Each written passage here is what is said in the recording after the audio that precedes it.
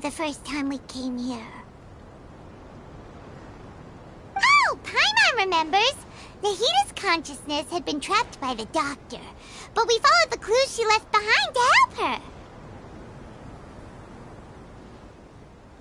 So much time has already passed since then, and it seems Sumeru's changing for the better now that Nahita's in charge, right?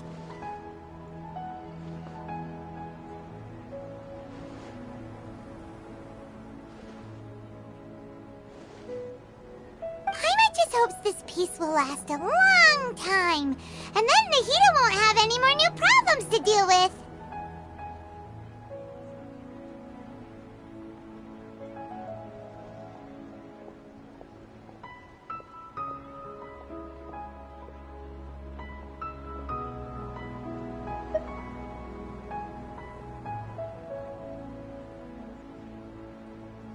Yeah, guess you're right. We somehow always find ourselves right in the thick of it. Who knows what will happen next? Come to think of it, maybe it's all because of you. Maybe you're just a magnet for trouble.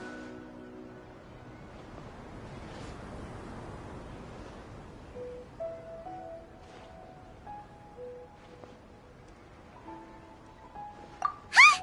Me? Before Paimon ran into you, Paimon never ran into any trouble.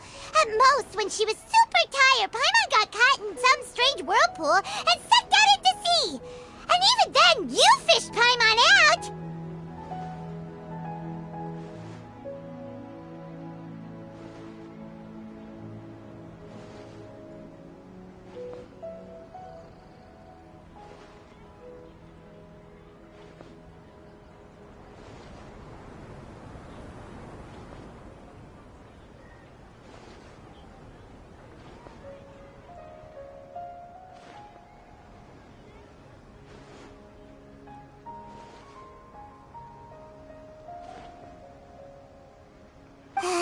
Anyway, for Nahita's sake, maybe we should think about heading to our next destination for now.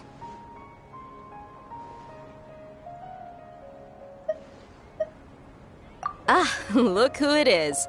Running into you in a place like this? I can see you two still love wandering around. Oh, it's Dia! Since when are we just wandering around? We're usually taking care of some serious business. Even though it may have nothing to do with our journey. But never mind that. What brings you here?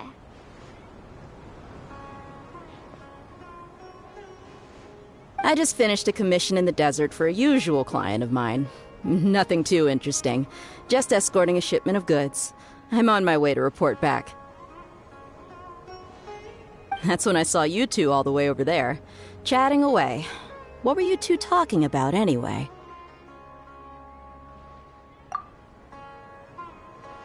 Huh? You serious?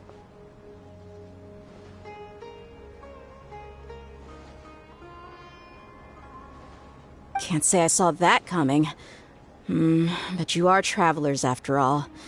I guess you'd never stay for too long in one place.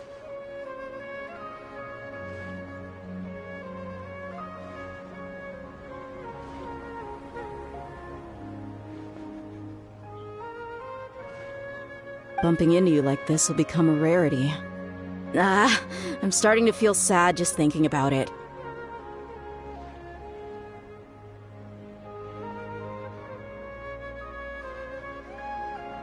Hey, how about I gather a few mercs to escort you two? What do you say? Thanks, but no need. Oh, Paimon had no clue you'd miss us so much. But don't worry, we'll come back to see everyone when we get a chance. Sounds good. All you need to do to get to Fontaine is cross this stretch of desert and navigate some waterways. Knowing you two, I'm sure it won't be anything you can't handle.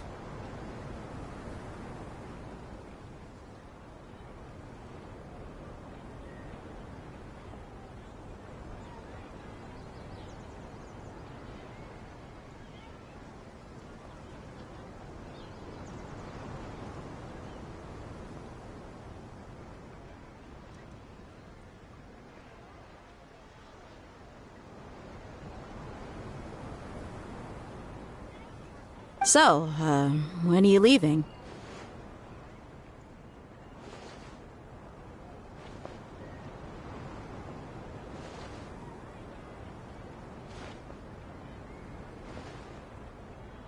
Oh, wait a sec.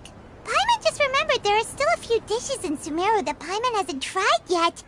Now, where's that list Paimon made?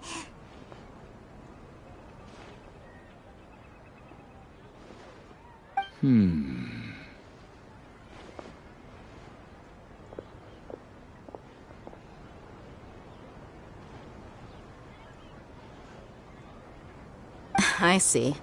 Guess you won't be needing a going-away party or anything. It's sad enough to see you go like this.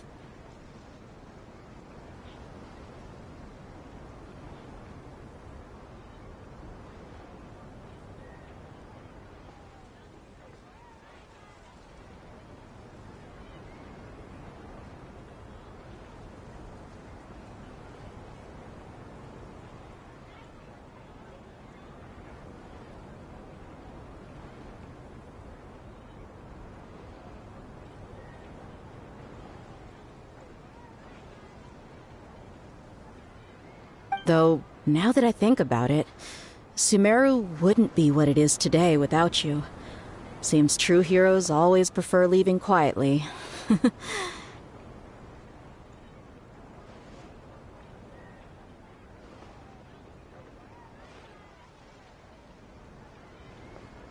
the way, should we go say bye to Nahida?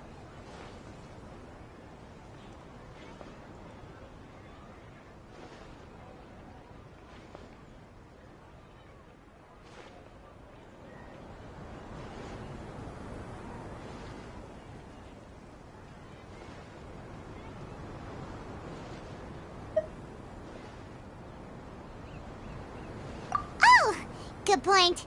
Then there's no need to bother her in the real world. Then, I guess this is goodbye for now, Traveler in Paimon. Whether as a client or a friend, you're always welcome to come find me. Goodbye, Dia. Bye-bye, Sumeru.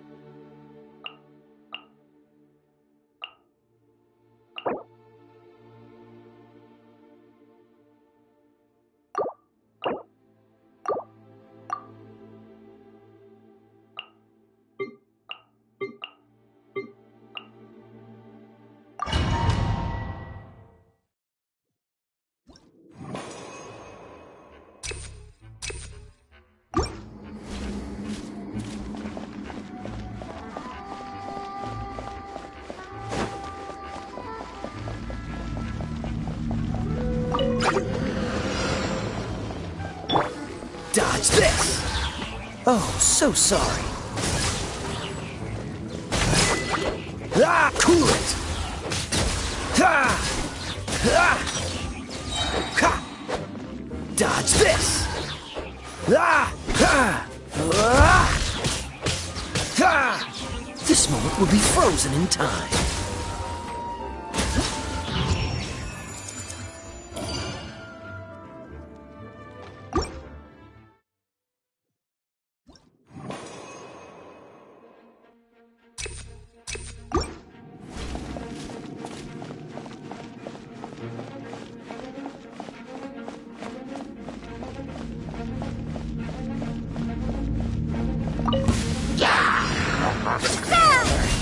Scatter!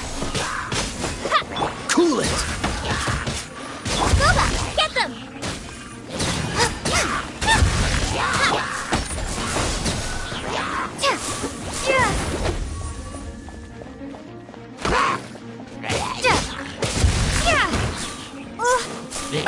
Propagate! Spring forth!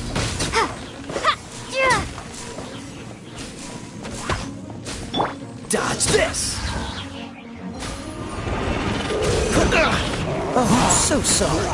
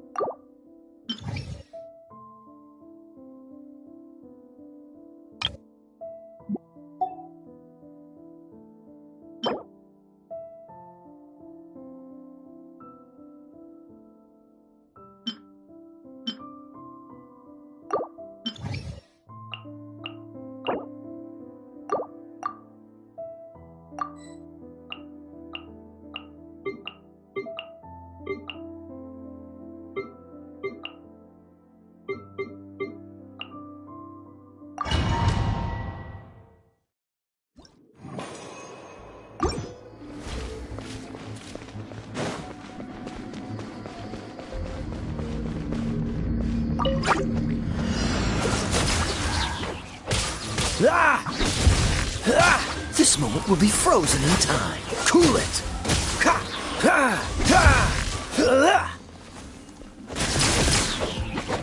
Dodge this!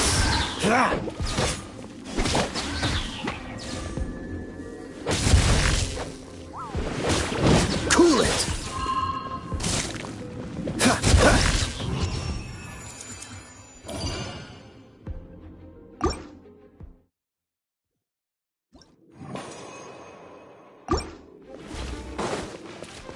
What's the hurry? Eat this! Shiver! Freeze!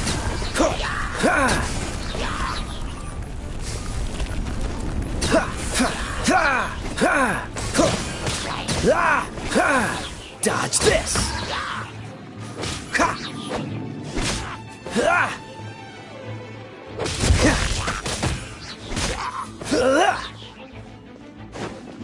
Cool it! Oh, so sorry.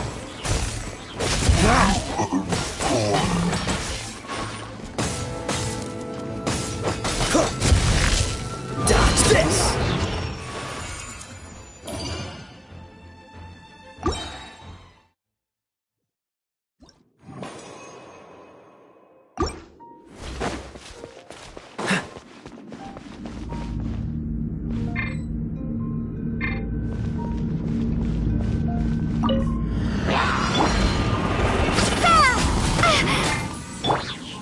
Lights out. Cool it! You're toast!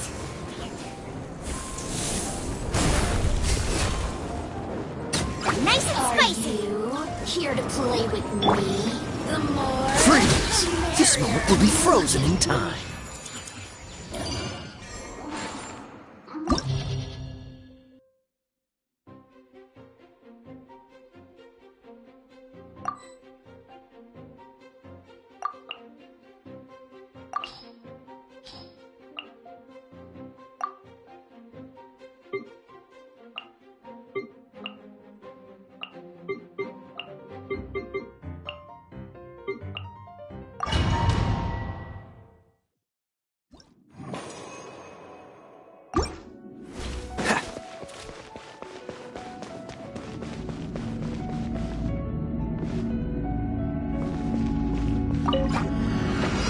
Cool it! Oh, so sorry. Ah! Ha! Ha! Ha! Freeze! Ah! Ha! Ha! Ha!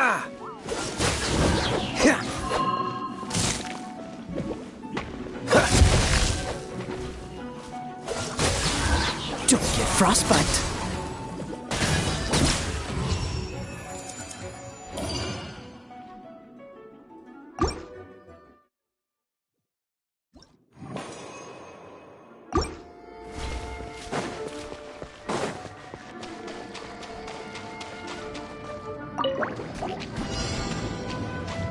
Dodge this! Germinate!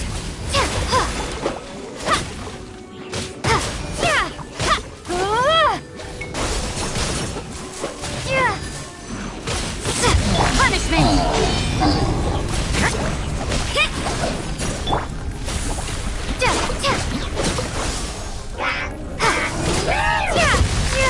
Oh, so sorry. Freeze! Ha! Ah! Ha!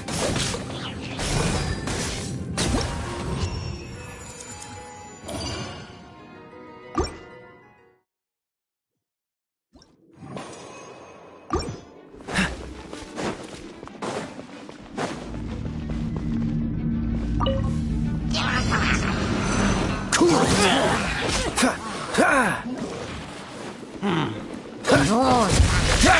Ha! Ha! Freeze! Eat this! Cool it! This moment will be frozen in time.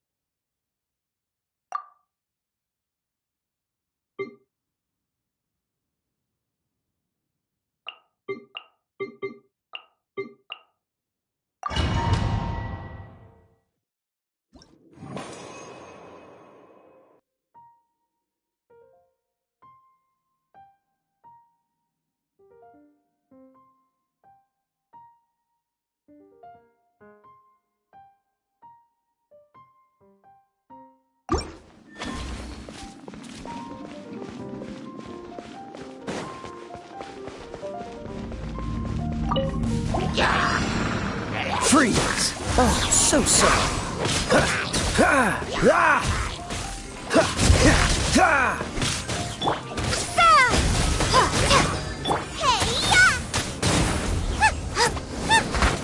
Shiver! Cool it!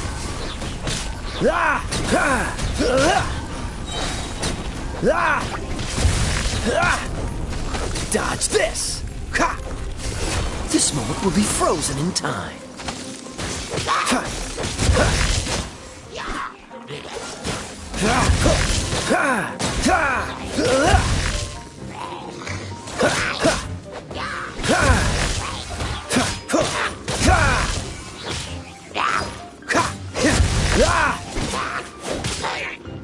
Freeze!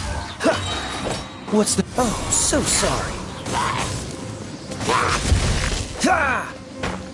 Dodge this!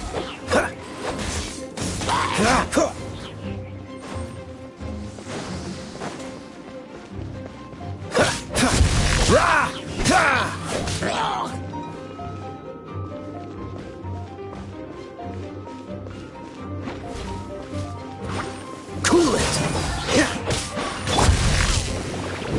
You're toast! Freeze! This moment will be frozen in time.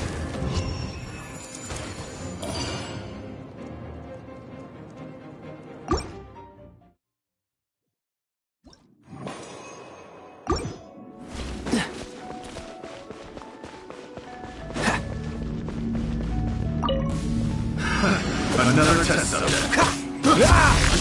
Lights out. The wrong test subject. The wrong test subject. Fry!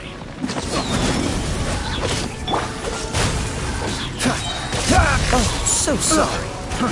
Fry! Suffocate! Another test subject.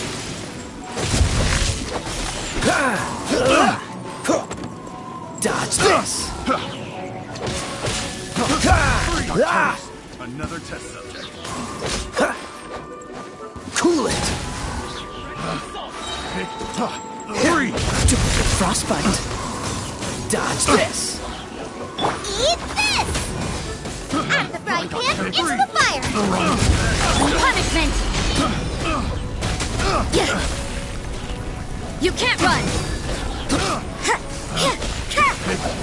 The wrong test subject. Nice and spicy! Picked the wrong test subject. Spring forth! Freeze. This moment will be frozen in time. Cool it. I got careful. Shimmer!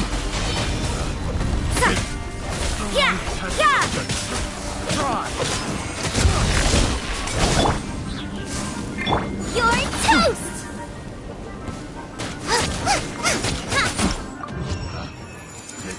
The wrong test subject.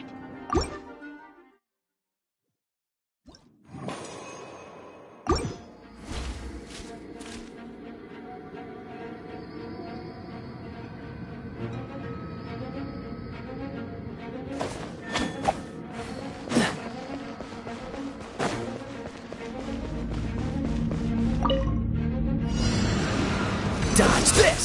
Oh, so sorry. Don't push your luck.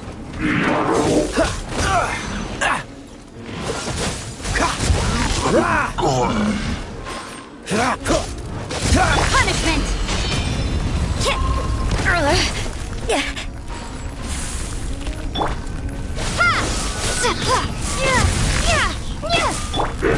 Out of the frying pan!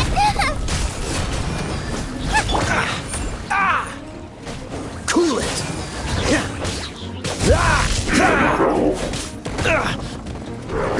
Dodge this.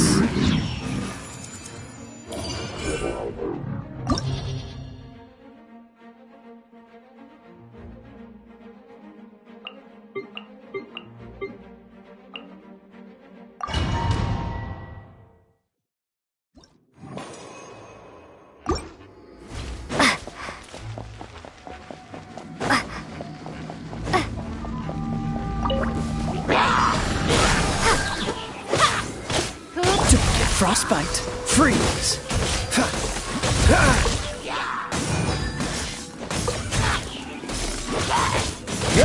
Germinate!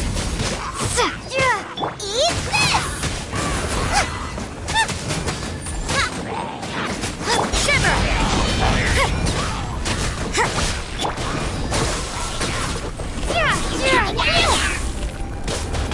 Oh, so sorry.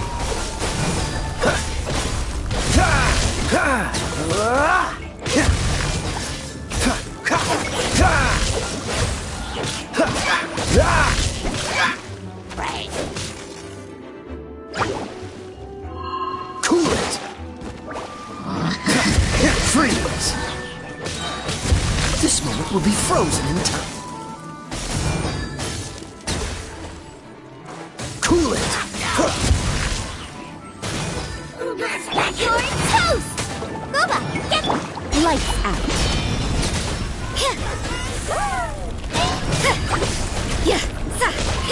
I see how it is. spring forth! Freeze.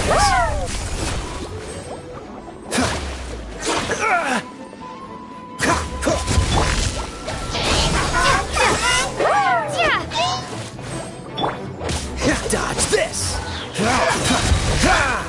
Oh, so sorry.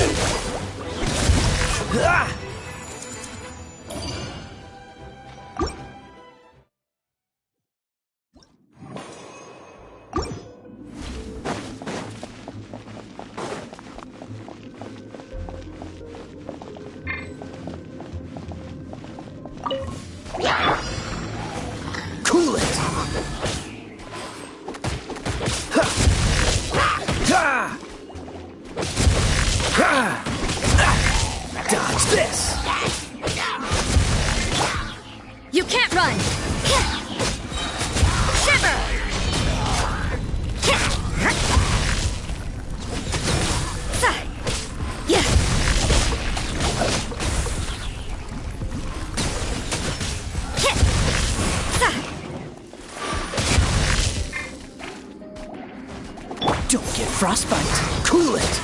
Ha, ha.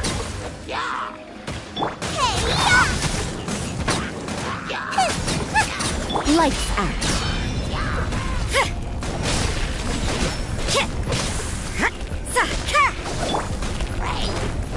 Propagate!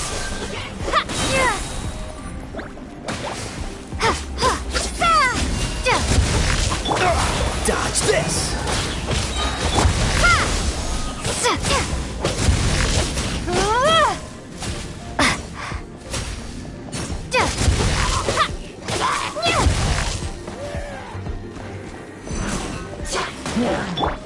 Oh, so sorry.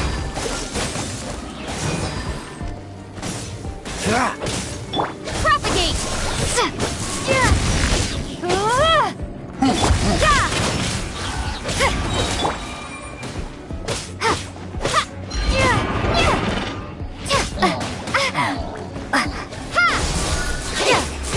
Freeze.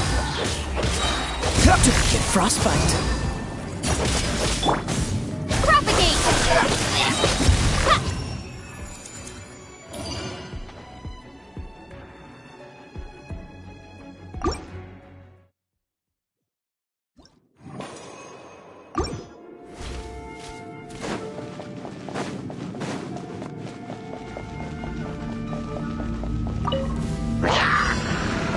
Spring force!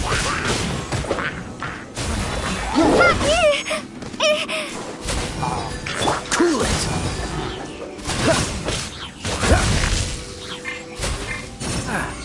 Shiver!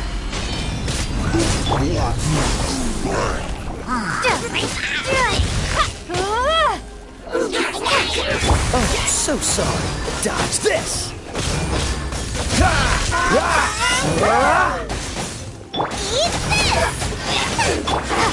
Scatter!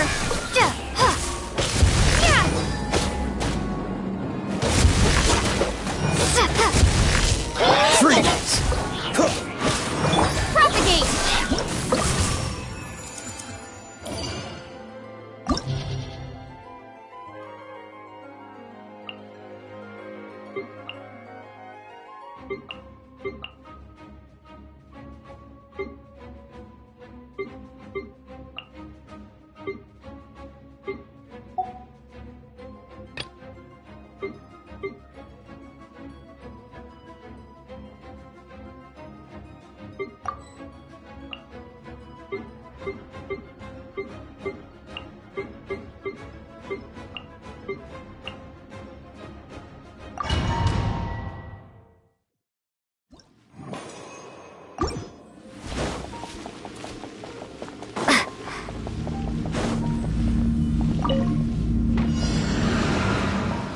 Don't get frostbite. That really hurt. You're toast! Scatter!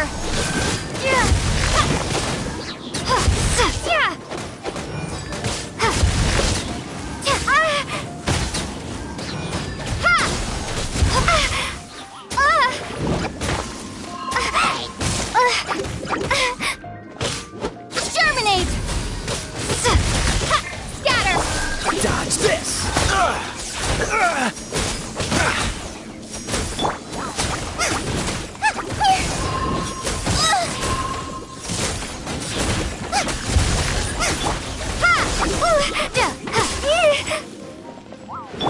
Oh, so sorry. Freeze. Don't push your luck.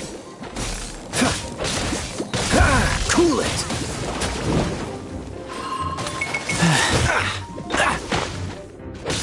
Dodge this.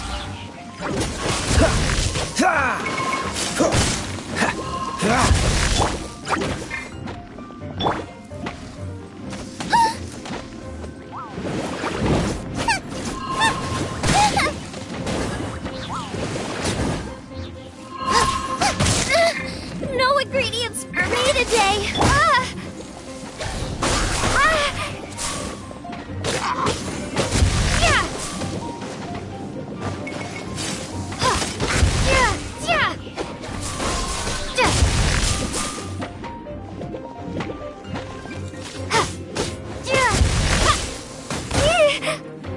Propagate! Eat this!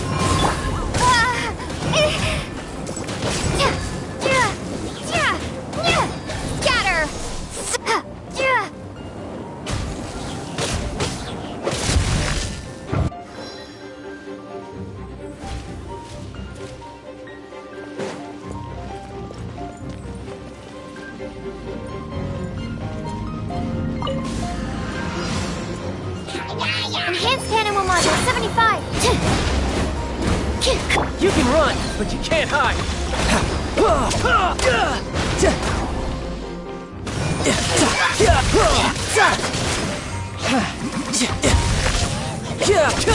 Order guide you. Glory to the Shogun! Animal test 6308. Absorption test.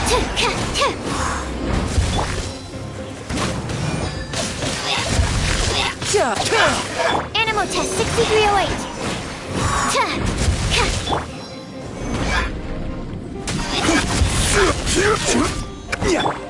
Stand clear. You're mine.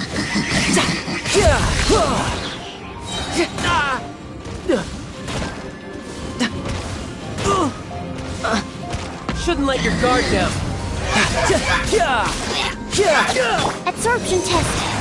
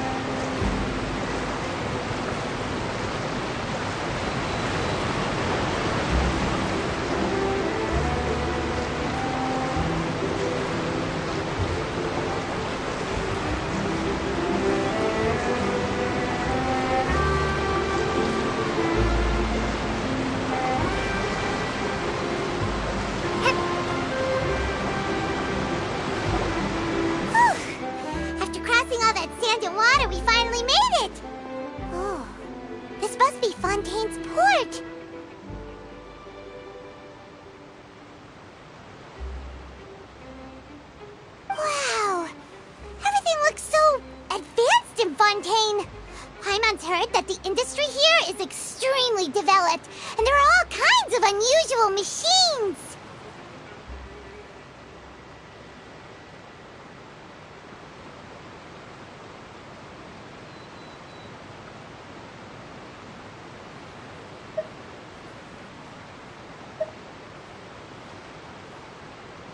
Just seeing the sights as a tourist is nice, but maybe it would be better if we found something to do.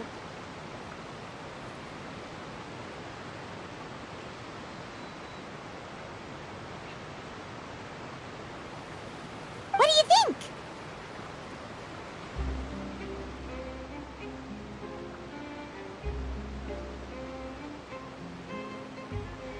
Good idea! Nahida gave us loads of useful information.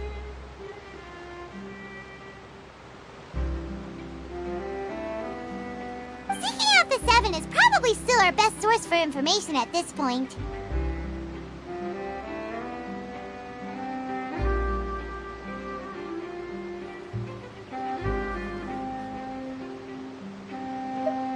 Yeah, the more we can learn, the better. So, what do you think the Hydro Archon's like? Will we get along? Nahida said that she has a very unique personality, whatever that means.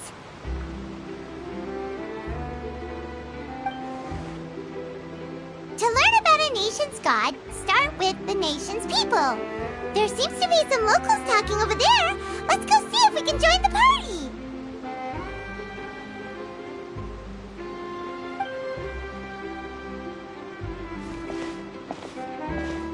If you ask me, it's a tragedy how things ended for him. Clearly, he was a pretty decent person.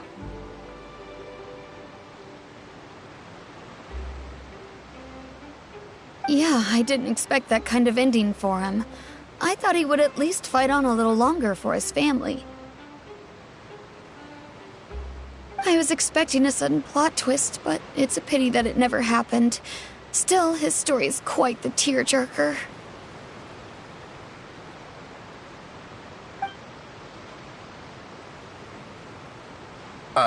Excuse me. Can I help you two? I couldn't help but notice you standing here listening. Hi. We're travelers new to Fontaine, and we had something we wanted to ask, but you seemed to be really busy talking about some kind of play, so we didn't want to interrupt. Play? Oh, no. We're talking about something that really happened. In fact, it's a case that was just heard a few days ago. Really? Like, a real trial? But the way you were talking about it and the words you used just now made it sound like some kind of story.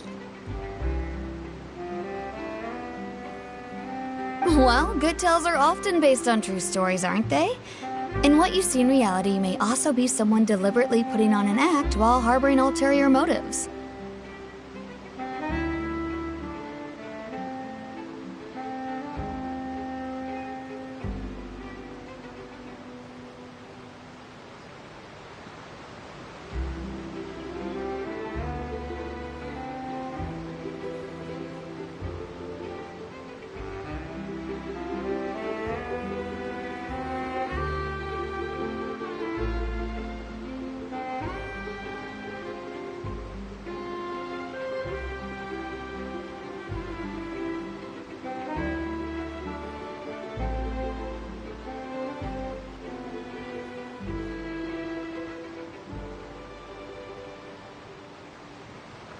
Whether something is true or not simply isn't that important. The main thing is whether the story being acted out on the stage is splendid enough. Oh, but it looks like you're not from around here. You probably don't know that the Fontaine Court of Justice is called the Opera Epiclese, or more commonly known as just the Opera House.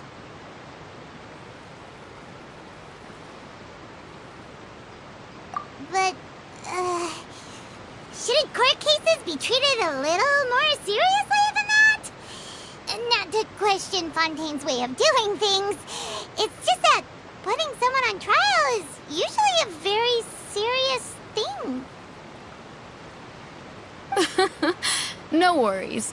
Other visitors to Fontaine have wondered the same thing. You could say that we just don't want to waste the moving stories behind those cases. And as for your worries about whether the cases are treated with due reverence, we have the absolutely just and honorable Chief Justice Neuvillette.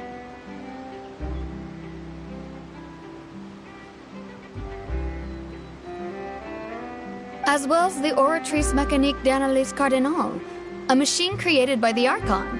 Between the machine and the Chief Justice, false charges and injustice are a thing of the past now.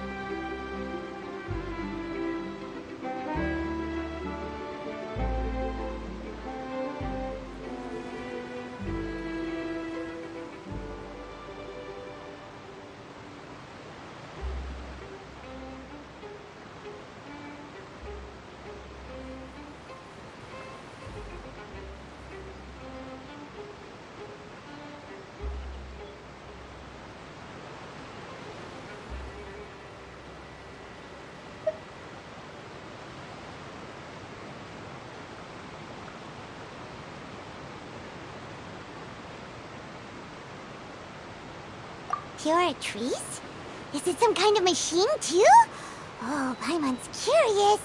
We should check it out if we get the chance.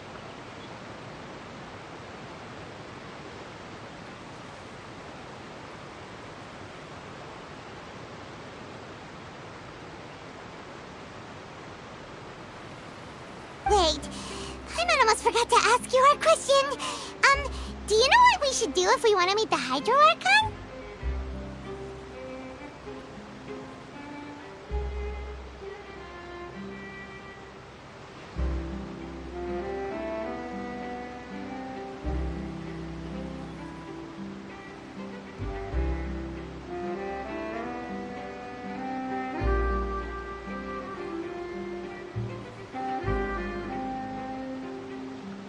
Oh, that's easy. Just go to the Opera House. Lady Farina practically lives there. You could definitely say it's her biggest passion.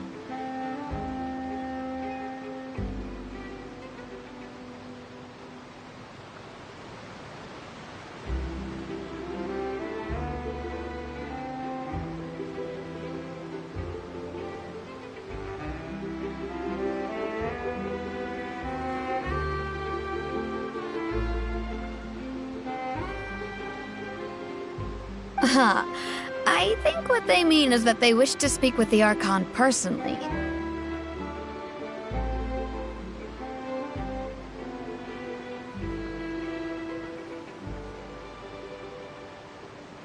In that case, I'm afraid it's going to be a tad more difficult. You'll have to make an appointment well in advance, and it'll depend on whether or not she has any time slots available.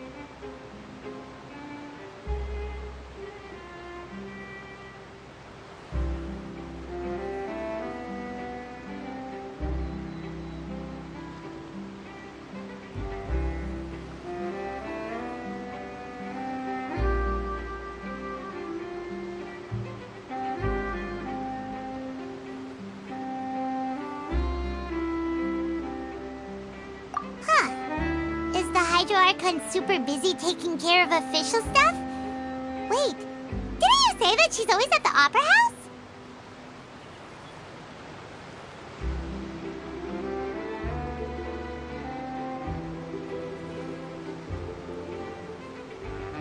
No, Lady Farina seldom takes an interest with the nation's affairs. The reason it's difficult to make an appointment is simply because she's incredibly popular.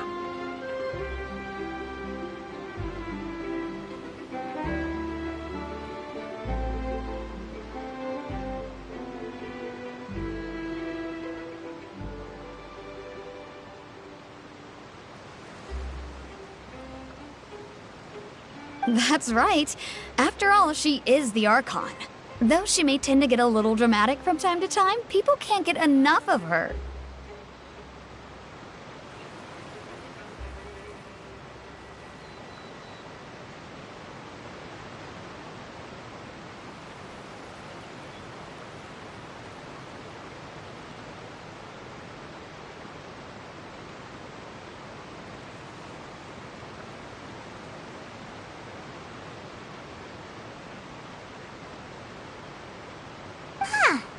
First time Paimon's ever heard of an Archon being described that way before.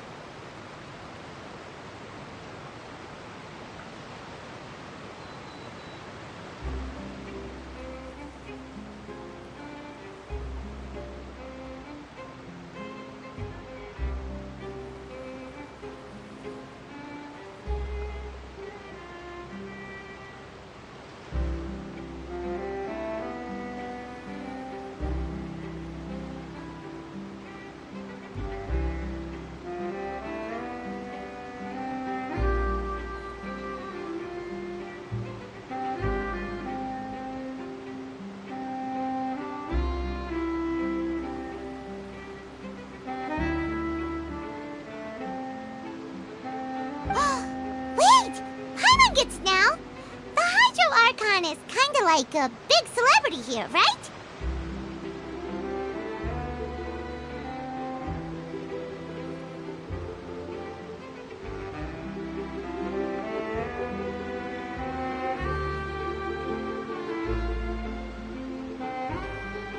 Yeah, I suppose you could say that.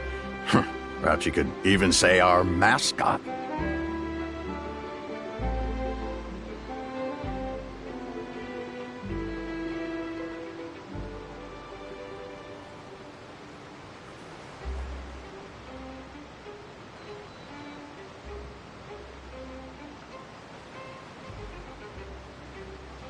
Hang on. This is still Fontaine's Archon you're talking about.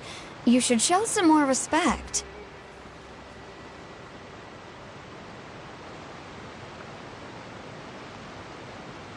Yes, you're right. I guess I should at least try to be a little more respectful in front of visitors. Otherwise, I might get arrested and find myself face to face with Monsieur Neuvillette.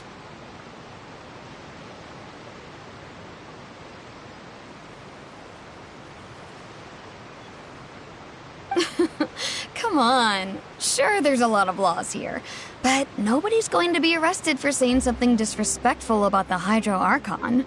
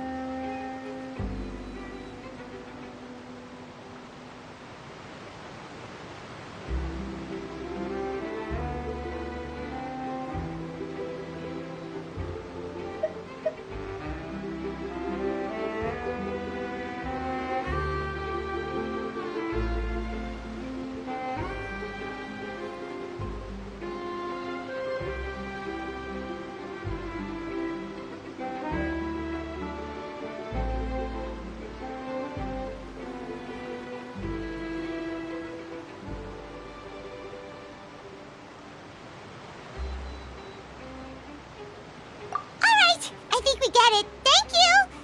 At least we now know that we can find the Hydro Archon at the Opera House.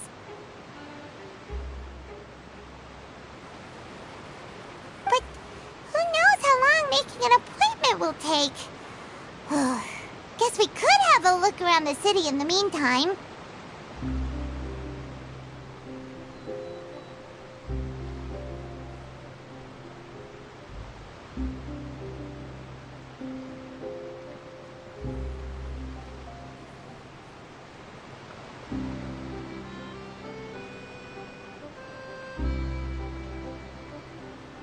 Hey! What are you looking over there for?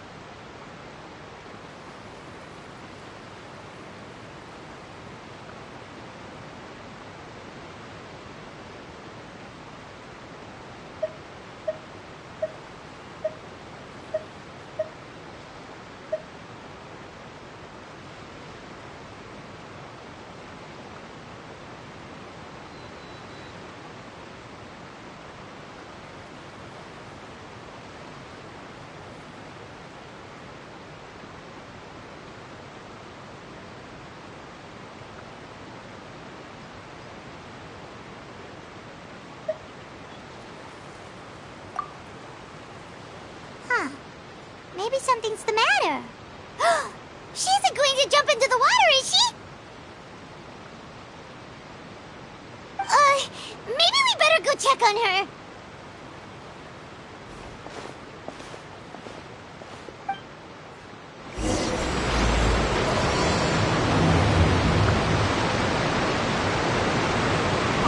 Hey, how about we get some tickets to the next trial? I think we'd better wait and see what kind of case it is first.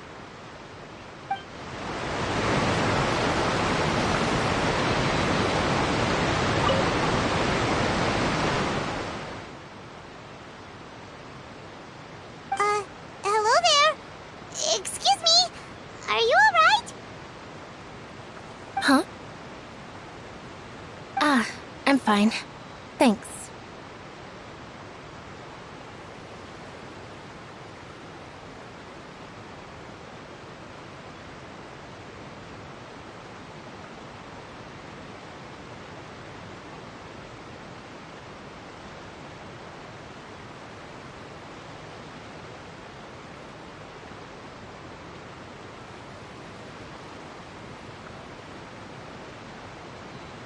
Oh, okay then.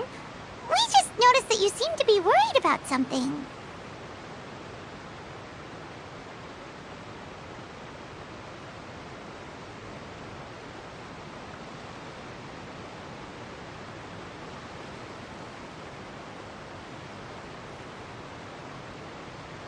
About many things, actually. But there's nothing I can do but just keep my troubles to myself.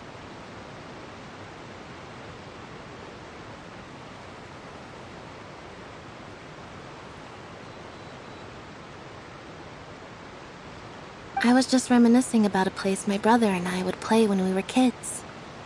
It was just atop that hill over there. See?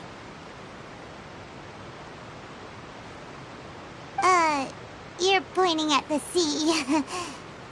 Wait, are you saying that you and your brother lived in the water?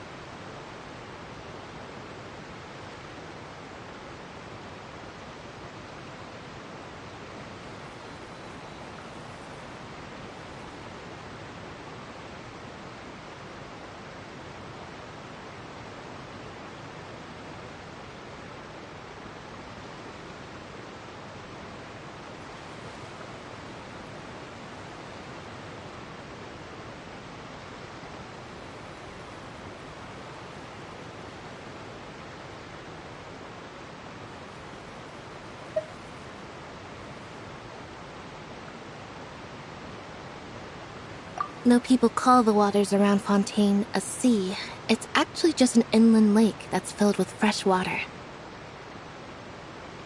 And though I can still see that hill clearly in my memories, now it's been completely submerged.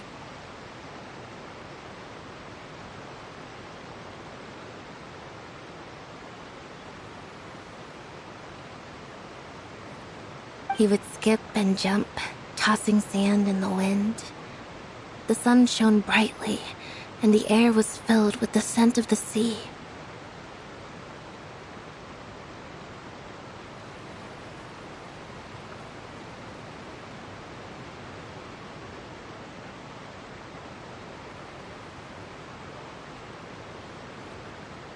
But now, the water is gradually swallowing our memories.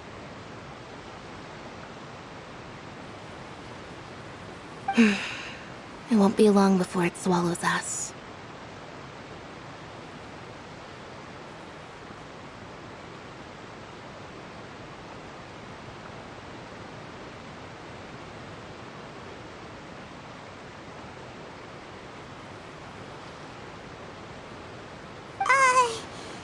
Sorry.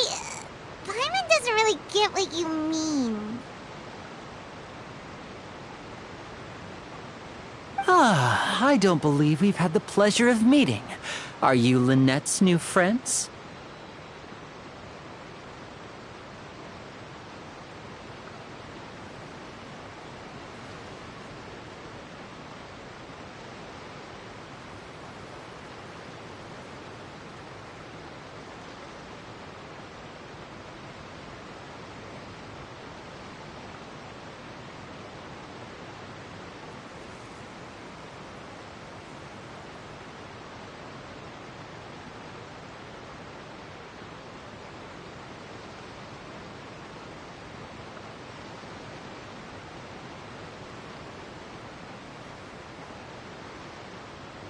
Oh, and you are?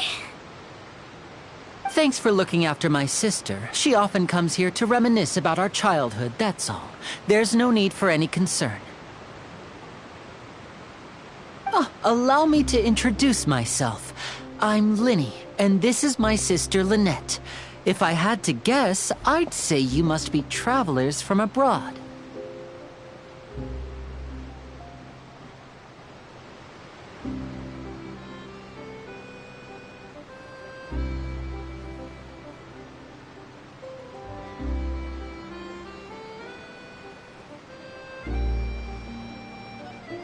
Nice to meet you. Paimon is Paimon, and this is the Traveler. We just arrived in Fontaine.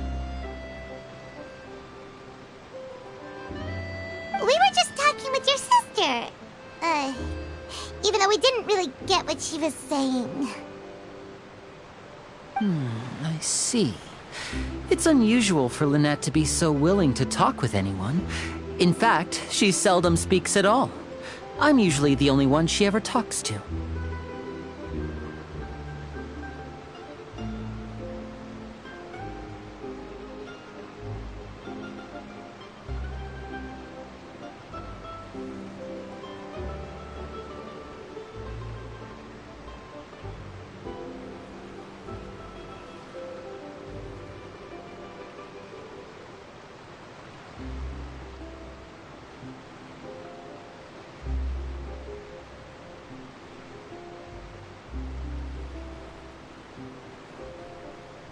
Oh, really? Then you two are just like us! Paimon's always the one talking for some reason.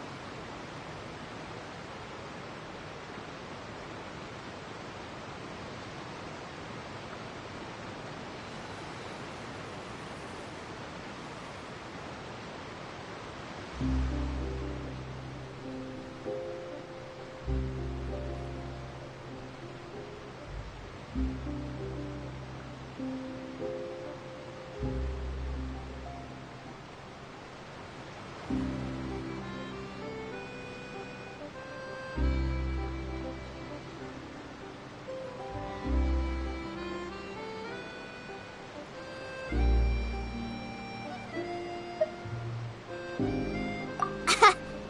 that's how you think it is?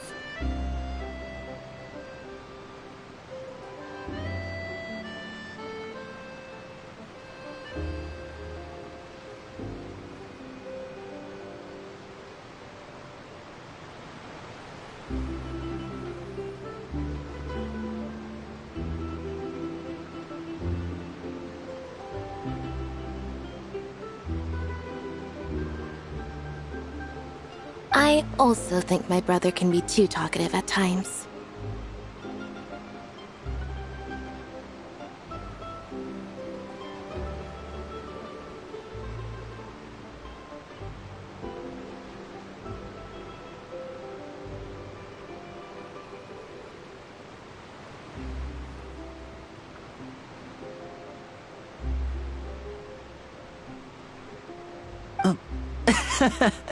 Seems you were right, Paimon.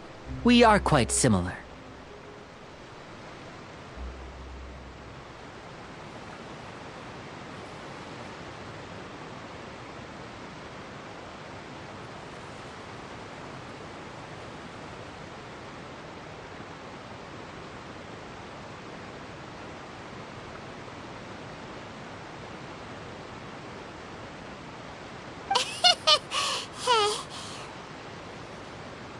So, what did Lynette mean just now when she said that the water is engulfing your memories, and that it won't be long before it engulfs you too?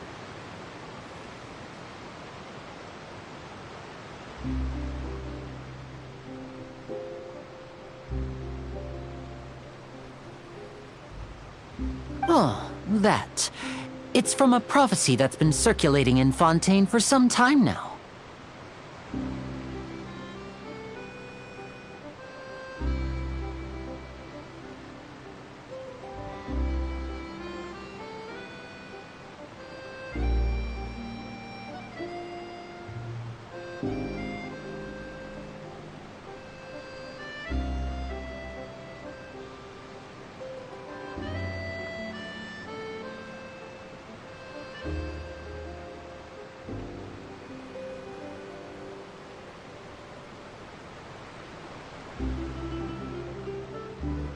Well, I suppose prophecy isn't exactly the right word, because that implies a certain amount of uncertainty.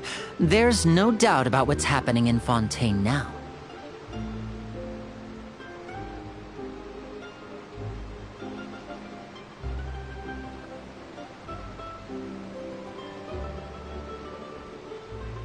Where to begin?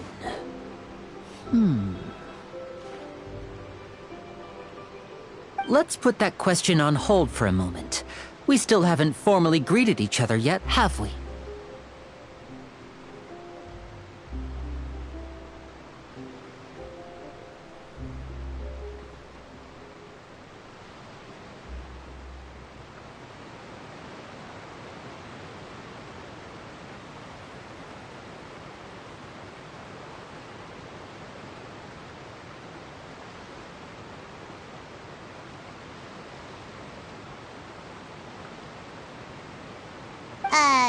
Did all the introductions earlier not count? Hello, traveler.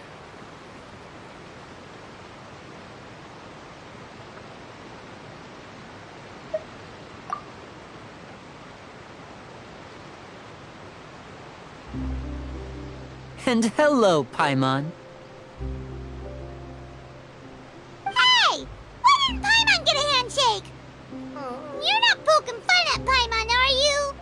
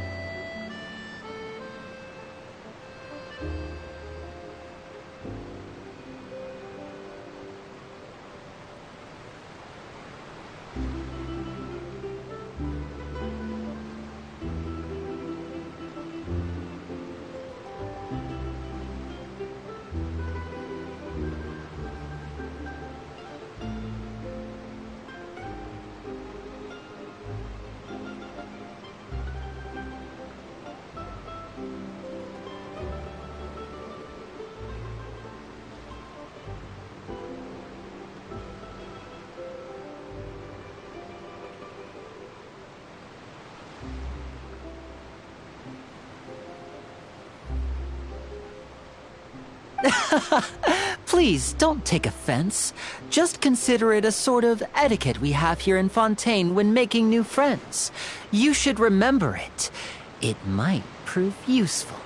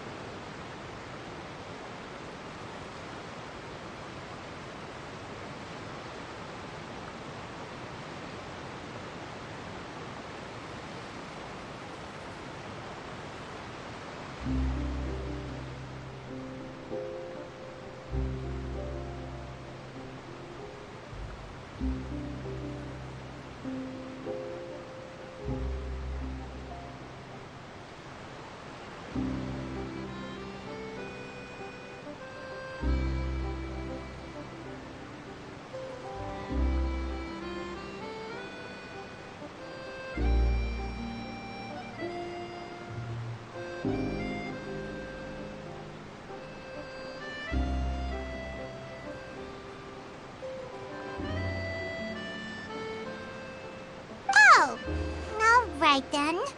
Well, Paimon's just happy to have a local friend now.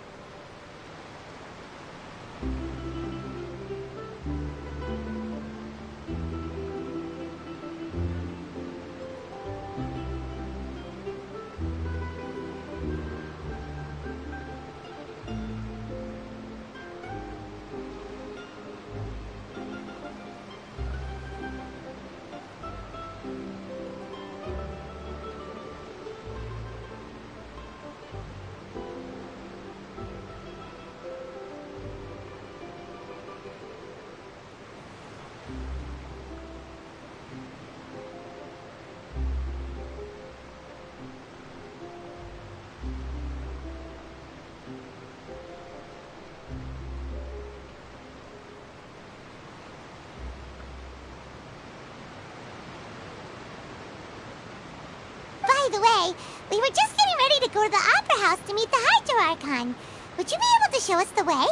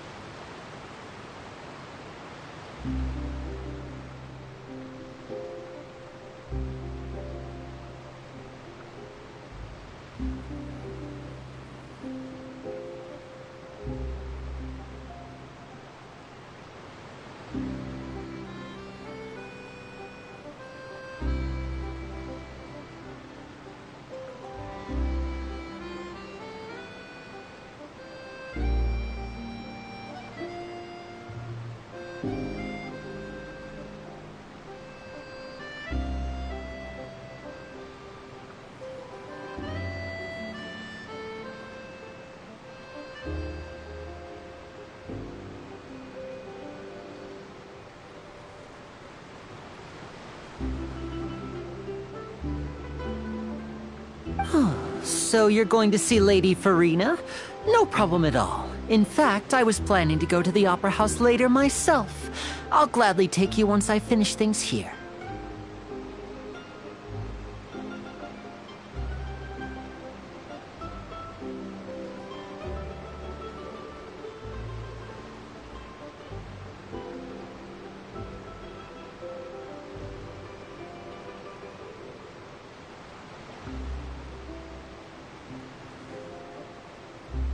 Please follow me.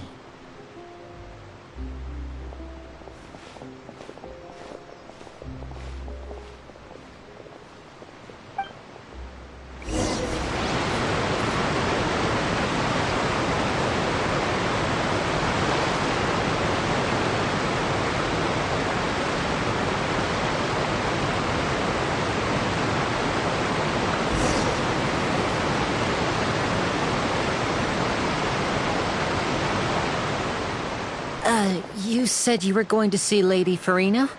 Well, it seems Lady Farina has come to see you.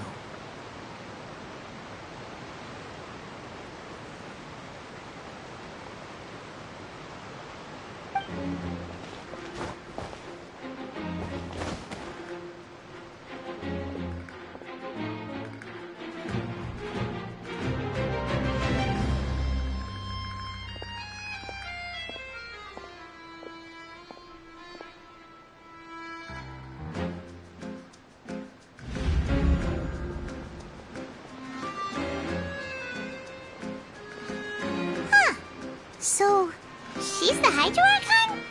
But how did she know we were looking for her?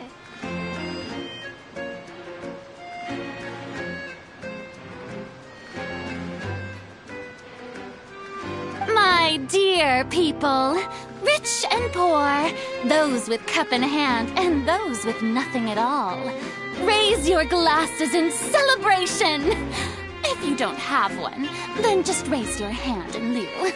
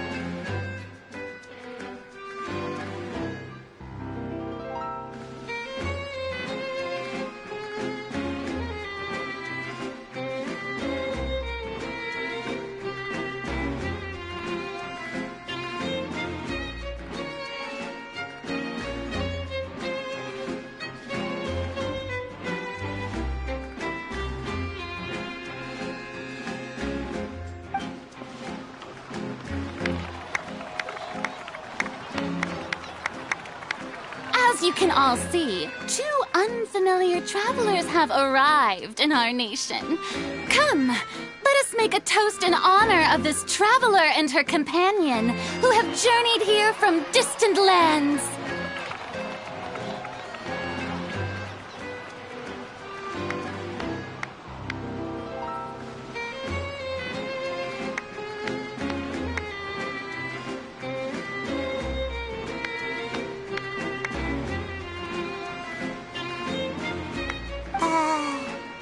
Is she talking about us?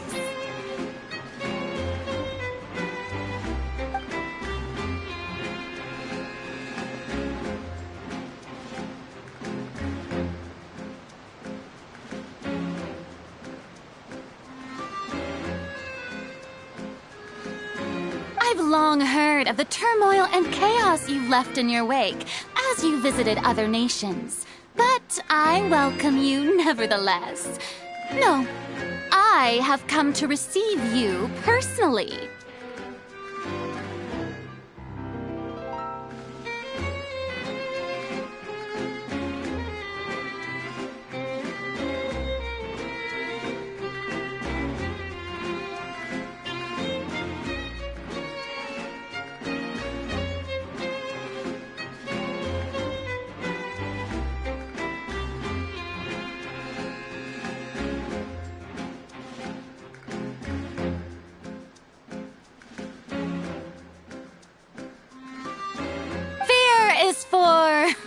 insignificant cowards.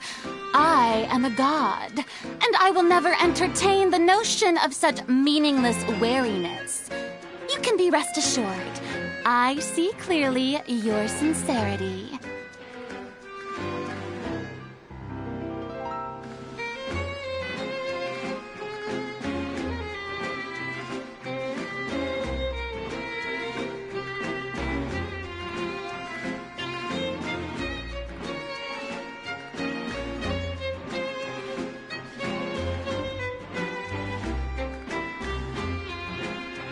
Of course, seeking an audience with me is the most sensible thing to do. It will allow you to truly behold my power and witness my authority. Intelligent people always gather under the correct banner.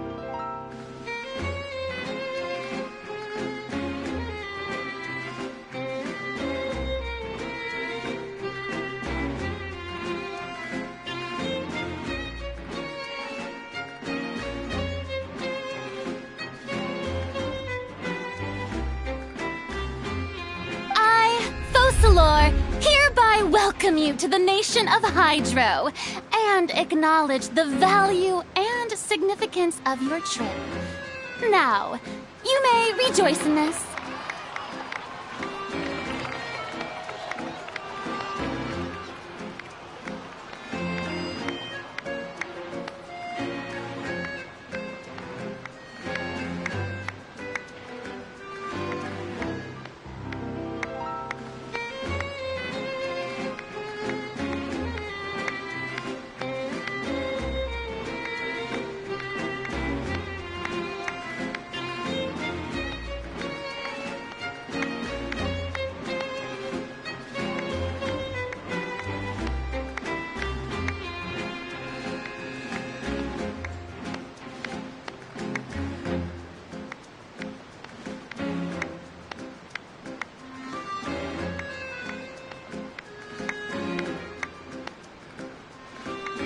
Yeah, Paimon still can't believe it. Feels like we've only been here for a few minutes.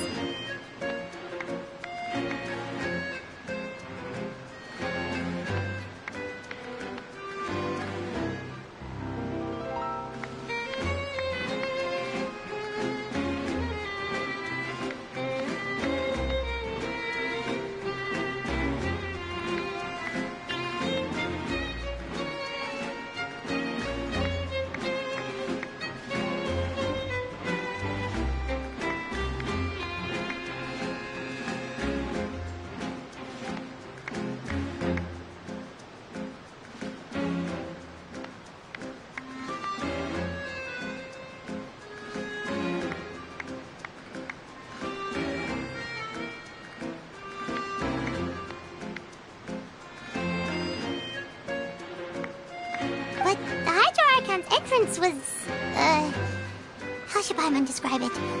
A little over the top?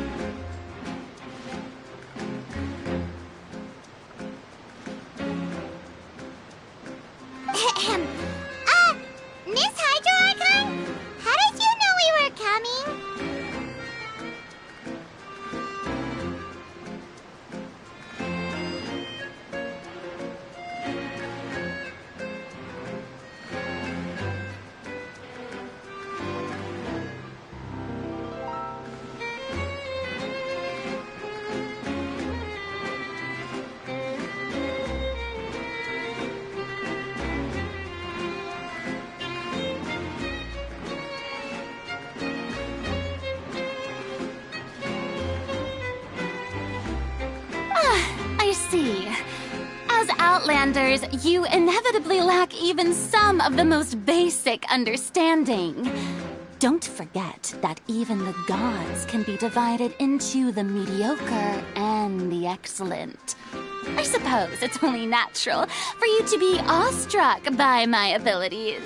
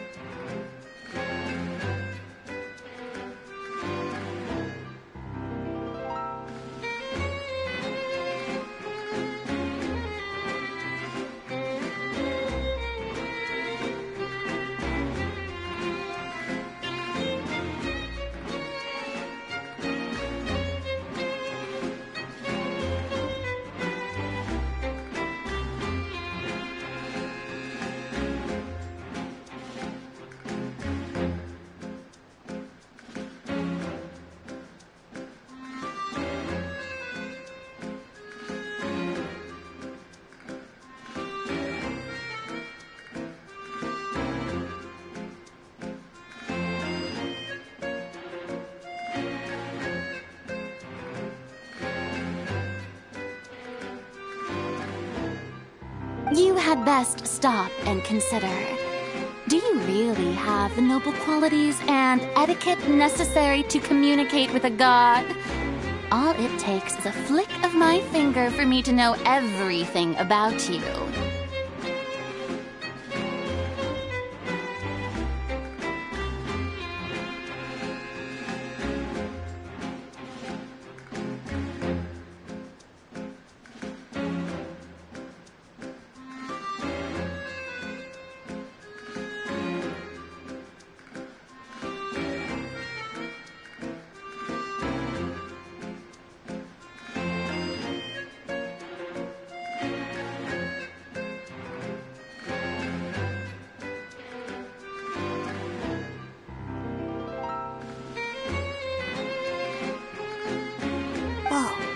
Talk about sounding high and mighty.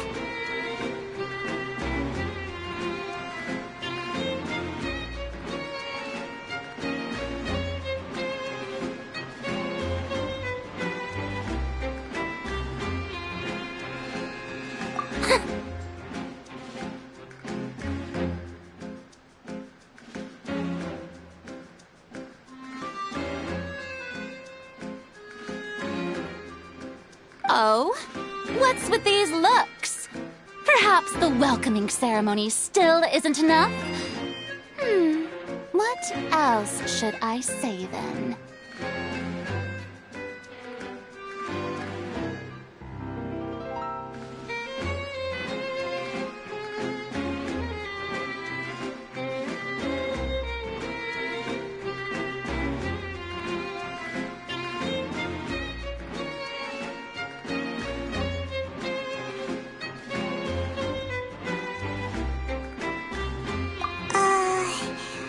Is she waiting for us to start talking?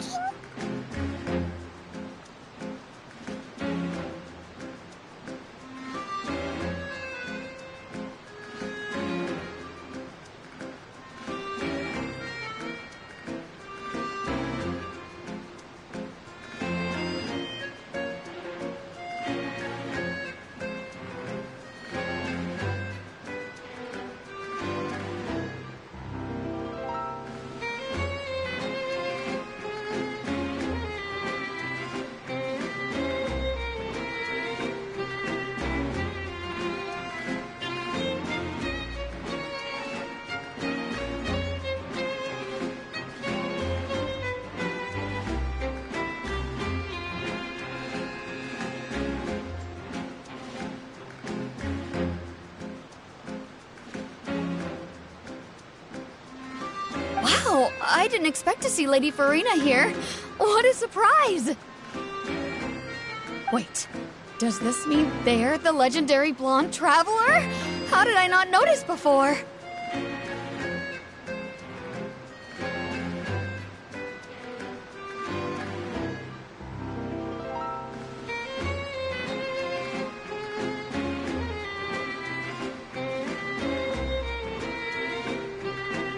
Hey, what's all the commotion?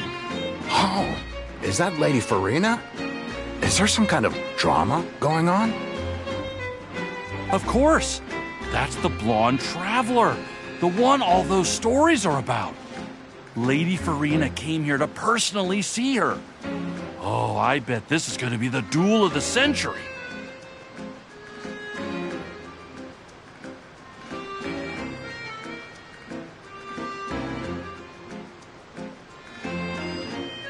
Ooh, I've got to see this. I knew Lady Farina would never disappoint.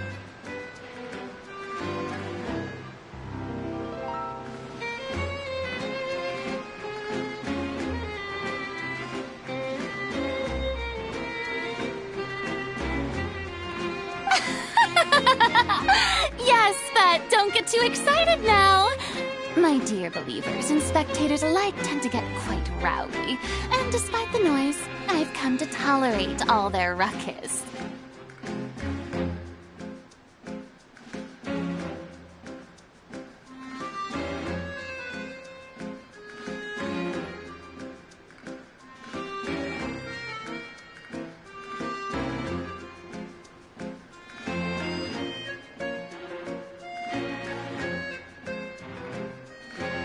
You may consider this my reward to all of you. I have determined that there will be an epic duel between myself and this traveler from another land, just as you were hoping to see.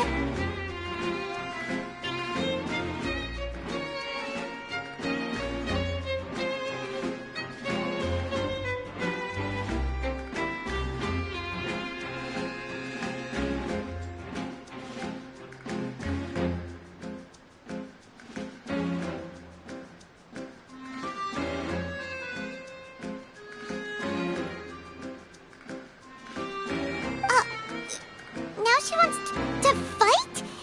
Aren't we getting a little ahead of ourselves?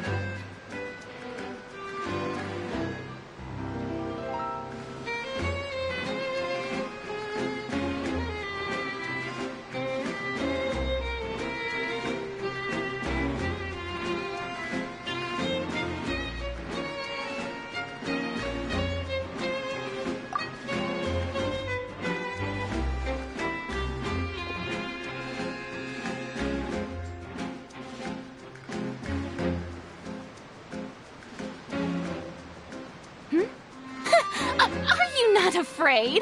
Might I remind you that this is a duel against the divine?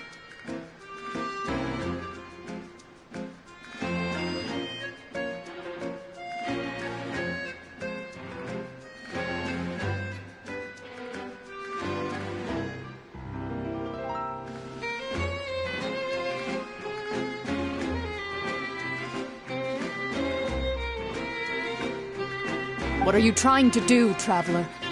Provoking a god in front of her people?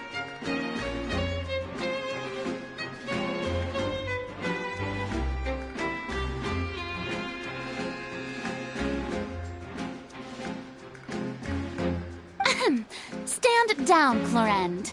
I admire her bravery. Few have the courage to draw their sword against a god. She is obviously a true warrior.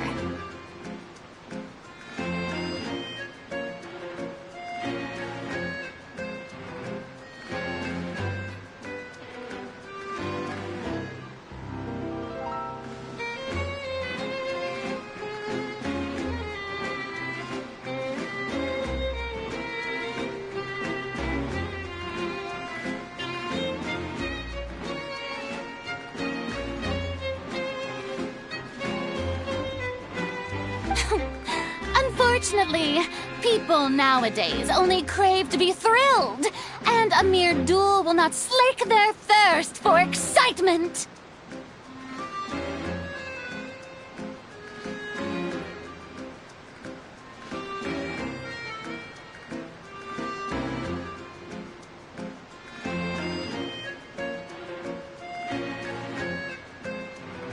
Huh. Yeah, she's right. Just a duel wouldn't be all that interesting. On Araneus, criminals are always requesting duels to defend their honor. I'm getting a bit old, to tell the truth. You see. Then, as the god of justice, I shall face this traveler in another kind of duel. A duel in court!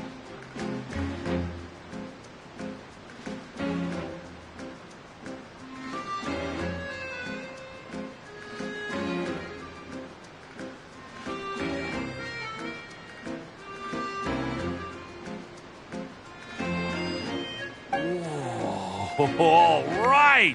Now that'll be worth seeing!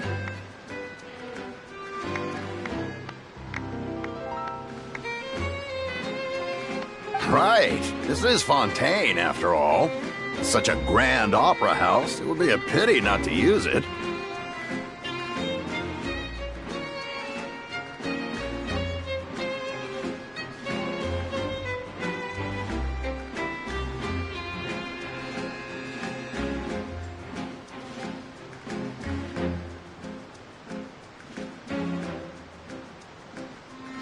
Why do you care so much about the crowd's reactions? Seems you've spent a little too much time in the opera house.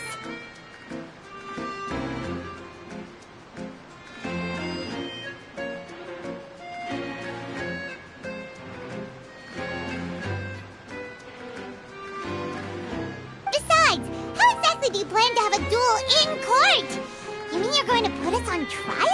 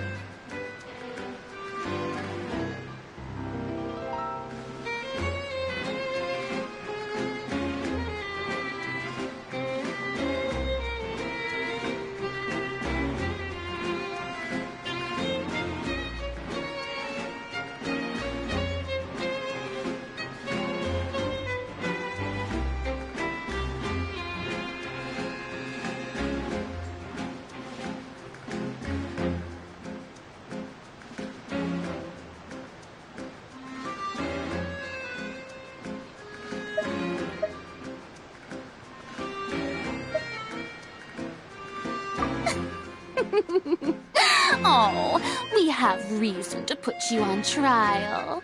It's obvious, isn't it?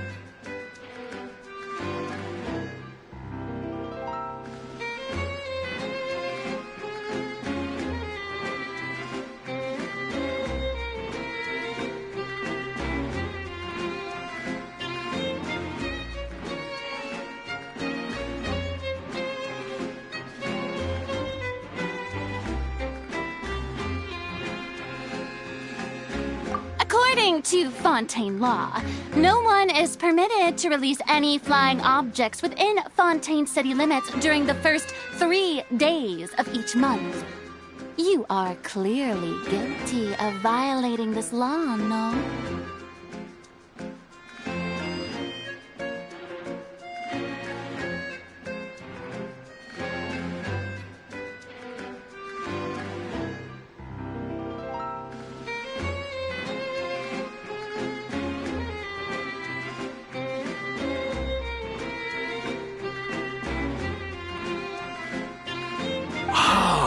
So that's what they've done wrong. That's our Lady Farina. No one knows the laws of Fontaine like she does.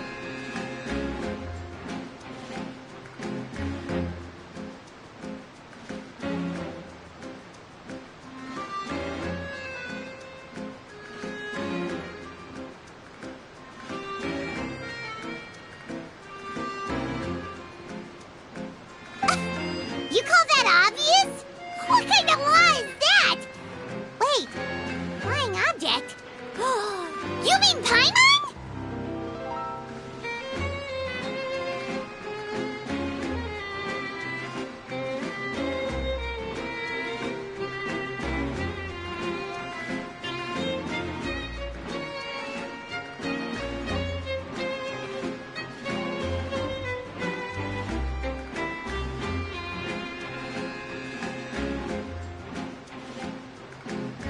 Precisely!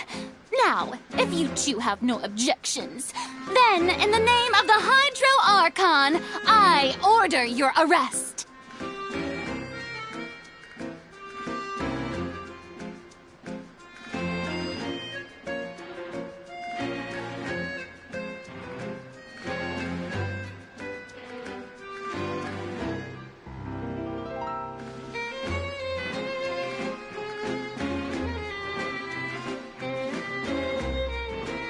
My apologies, Lady Farina. I don't mean to spoil the fun, but if you would allow me to interject, I don't think that Paimon here meets the definition of a flying object.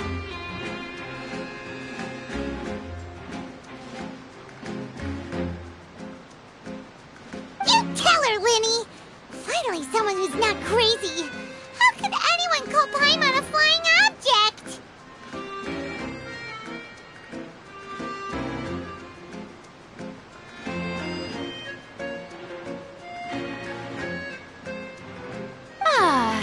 Great magician Linny, my beloved citizen. I'll permit you to object, but how exactly do you plan to prove your claim? As a magician who just rained on your parade, I naturally should shoulder the responsibility of saving the show. So, with such an audience gathered here, allow me to perform a trick for everyone.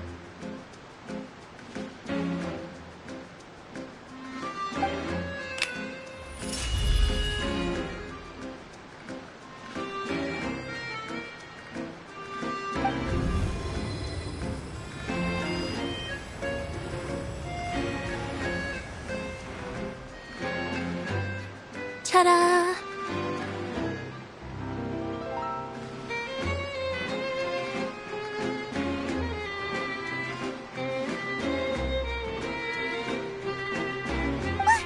What's that on Paimon's back?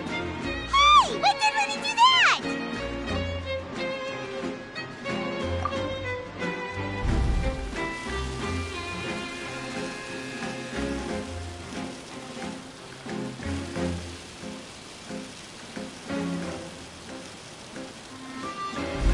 There. As you can all clearly see, Paimon should be classified as, well, something like a balloon. This rope has been in the Traveler's hand all along. It was just that no one could see it before.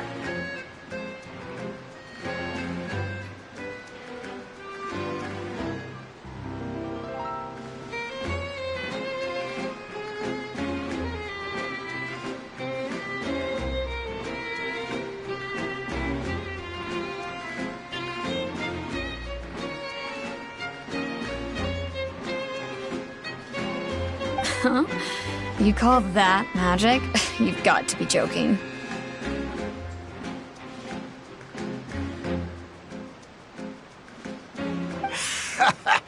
I thought it was pretty good. Nice one.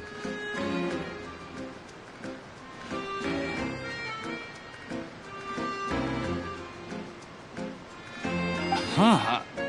I'm not sure what to think. It seems Lady Farina's charges no longer hold water.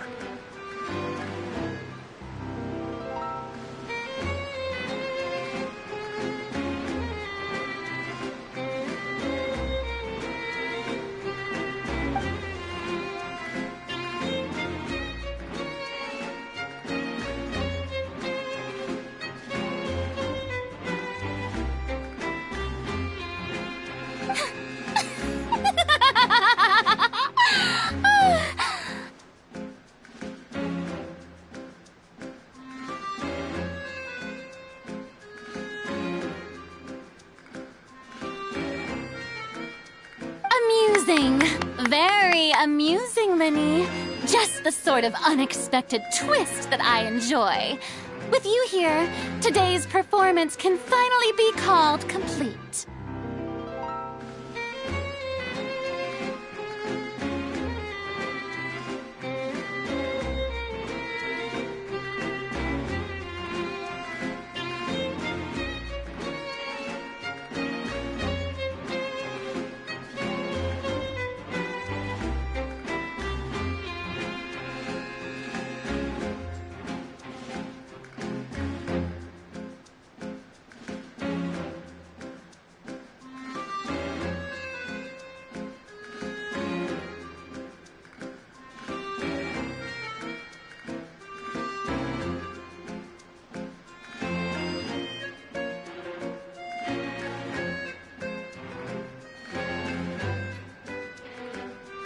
Performance?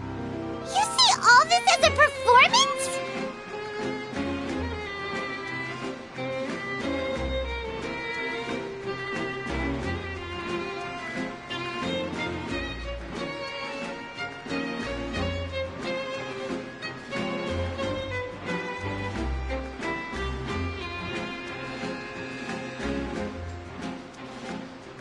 In which case, consider the matter of your trial resolved.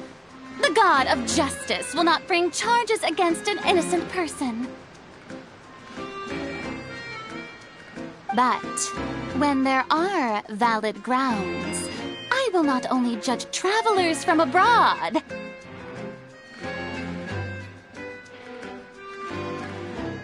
but even the gods of other lands.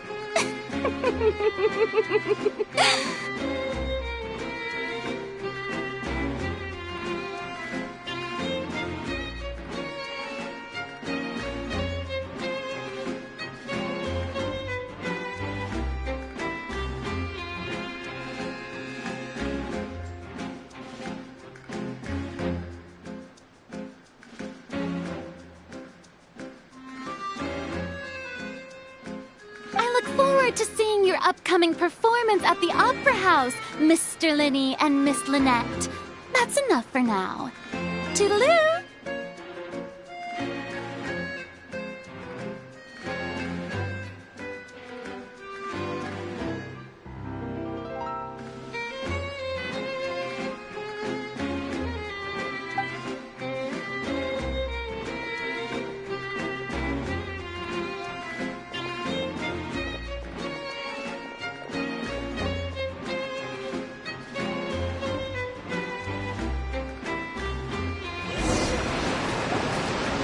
Just like that, she's gone. Well, that's the most unpredictable Archon Paimon's ever seen. He never even had a chance to ask her anything. But that's a problem for future Paimon. That whole scene just now was really...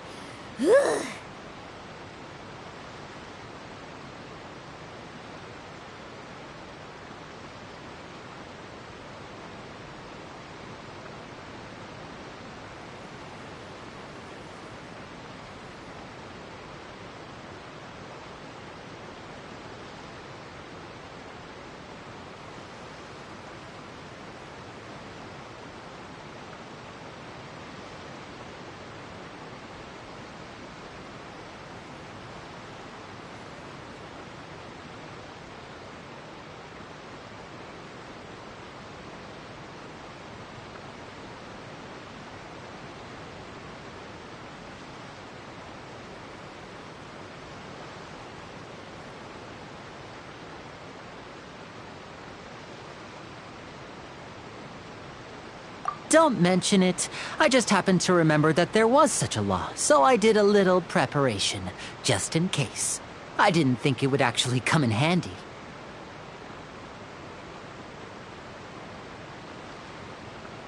So, now do you see what kind of god Lady Farina is?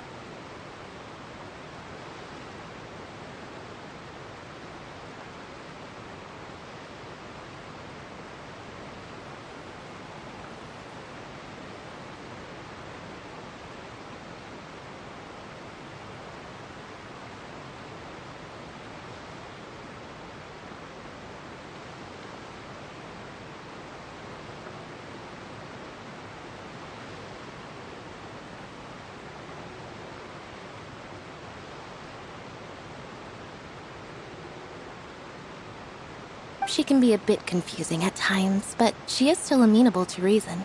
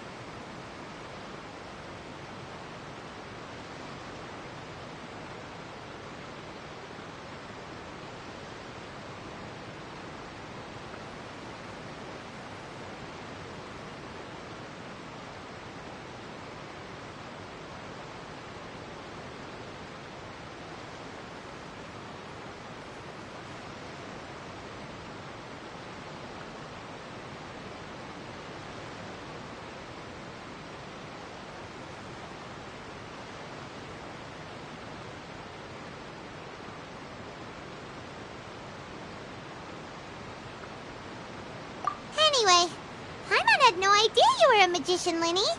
It sounded like you'll be performing at the Opera House, right?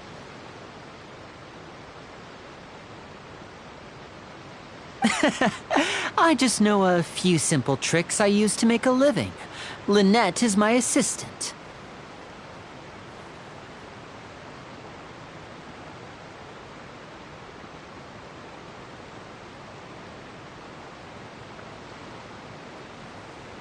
It will actually be my first time performing on the most prestigious stage in Fontaine, the Opera House.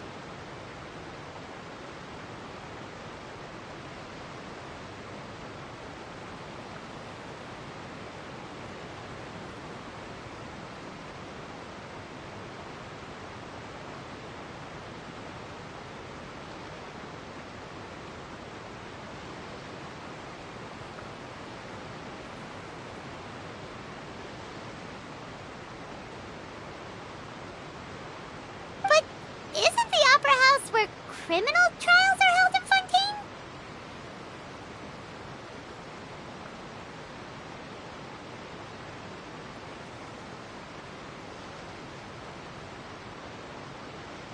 When there are no public trials being held, the Opera House hosts a variety of other performances. To the people of Fontaine, the line between a trial and a performance can be a little blurred.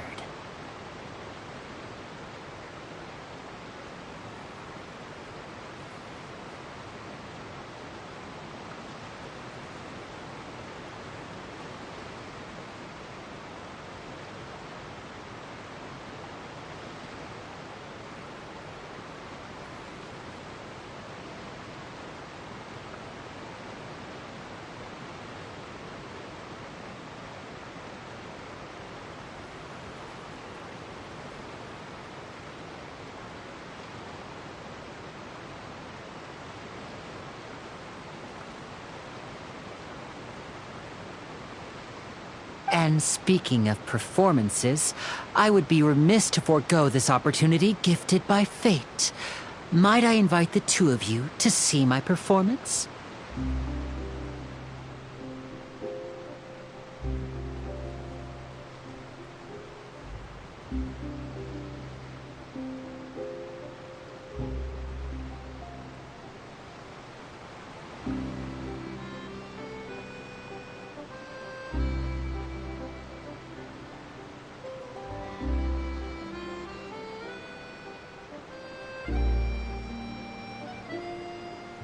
My brother's always excited to make new friends.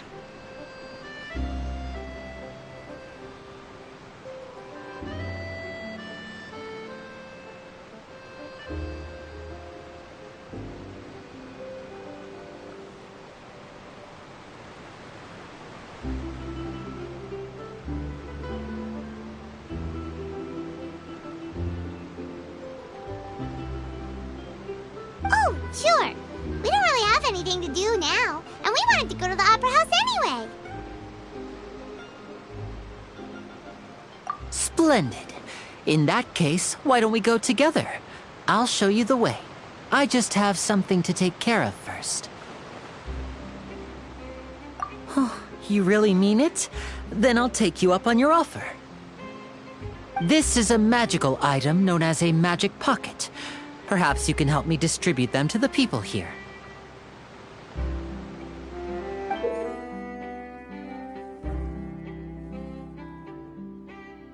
Huh? What are they going to use it for? About that... You asked me before about the prophecy, right? Let me start by telling you a little more about what it entails.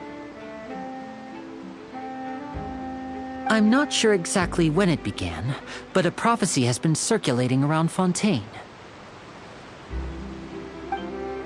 It says that every person in Fontaine is born with sin. No matter how the nation of justice holds trial after trial, this sin cannot be absolved.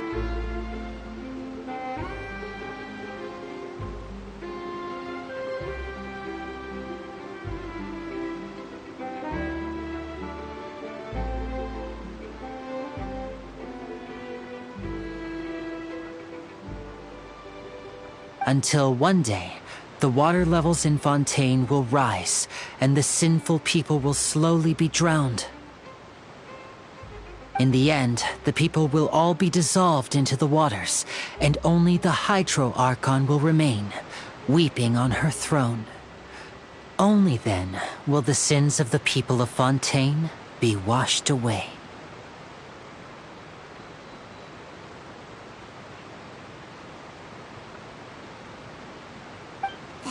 Pretty gloomy. Why are people in Fontaine born with sin? What is that supposed to mean?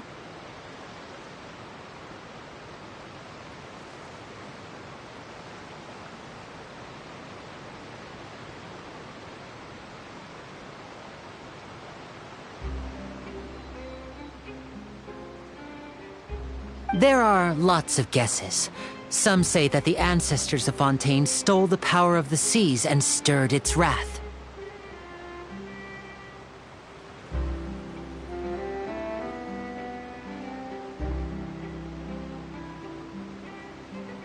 Others say that the people of Fontaine never heeded the first Hydro Archon's warnings and offended Celestia.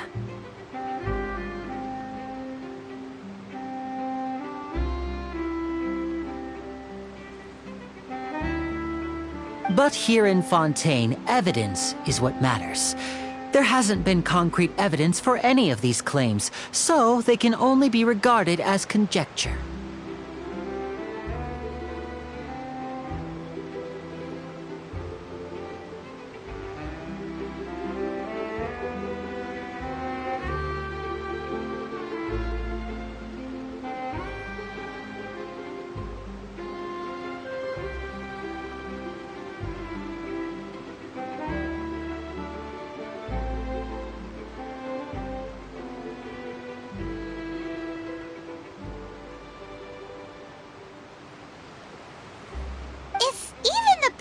In Fontaine don't know what sin they committed.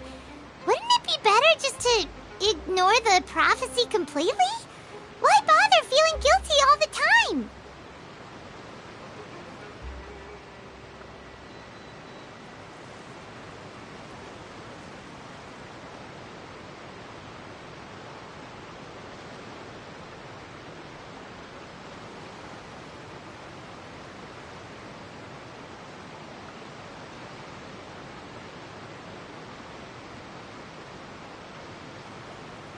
That's exactly what the people did at first. But In the last few years, the water levels in Fontaine have actually started rising.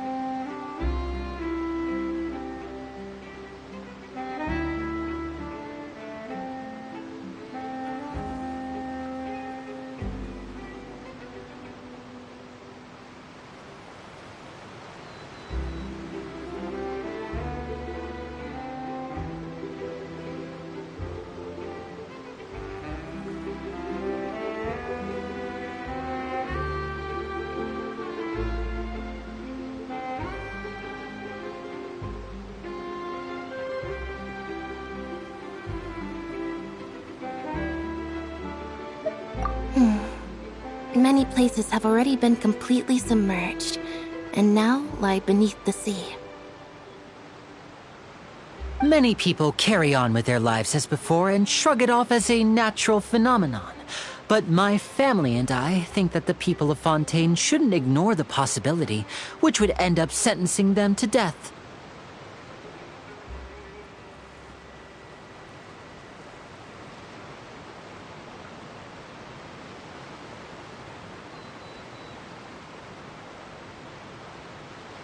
We hope that at least the people who reside near the waterfront can move away before it's too late. So, we've started distributing magic pockets to them.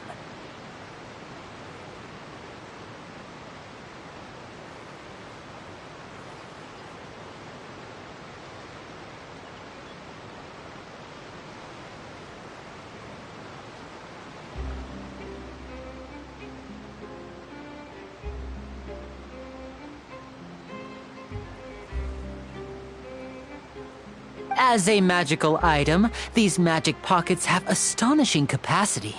I'm sure they will come in handy when people are moving their belongings.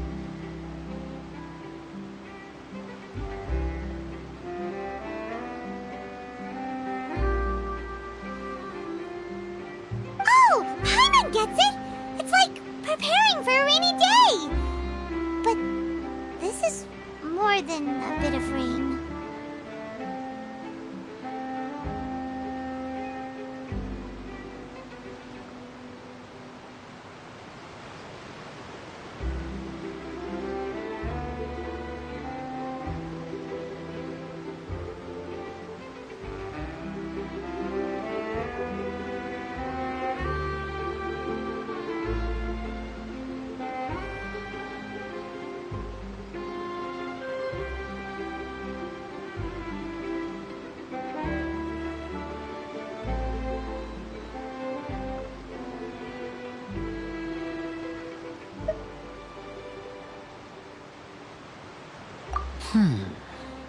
Perhaps only absolute power could ever contend with such a catastrophe.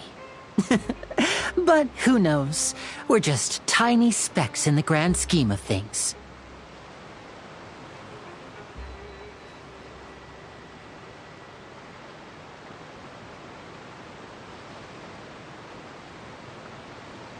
Now, if you'd like to help, then please give these magic pockets to anyone nearby. Be sure to convince them to take it, regardless of what they say.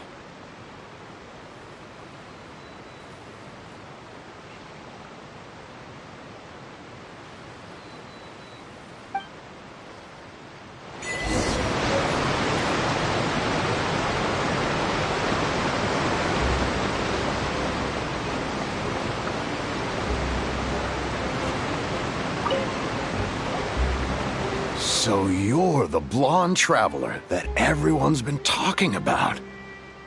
My apologies for not recognizing you earlier.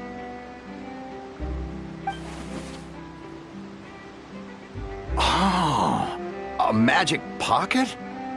Seems you really thought of everything. I guess it's better to prepare for the worst and hope for the best. Thanks. Please, also thank the magician on my behalf when you get the chance.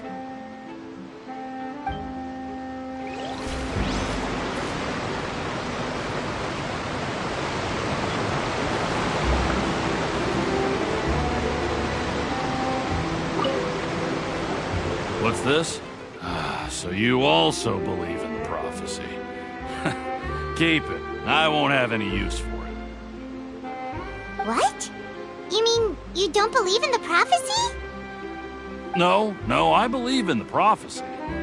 But I also believe in another story. The story says that people once lived in the ocean. They were one with the ocean and couldn't live apart from it.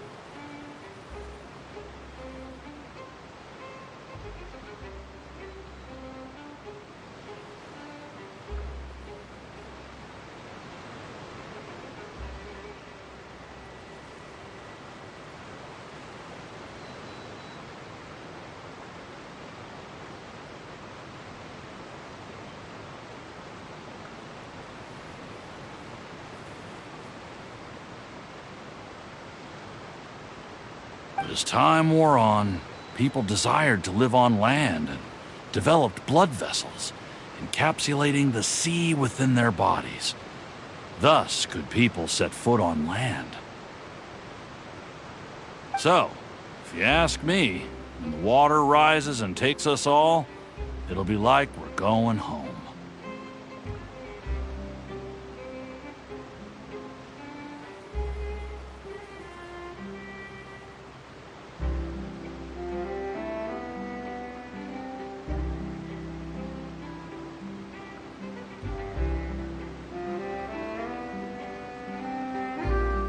Oh, we hadn't heard that one before.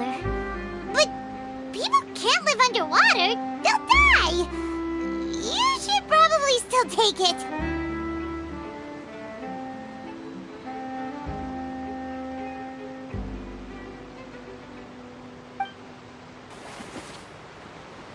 All right, I'll take it. I guess I just feel that being dissolved into the water doesn't necessarily mean death.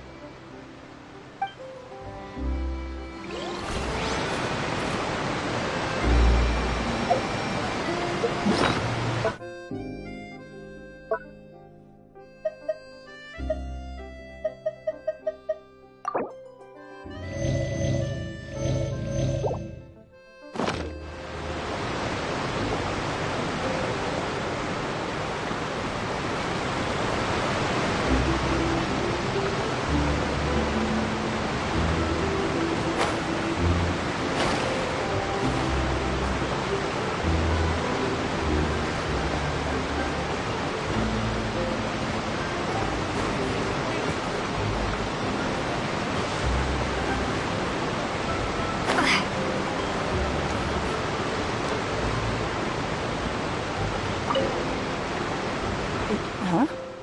I don't want that thing. Way I see it, if the prophecy's true, it's still gonna be a long time before the water can cover everything.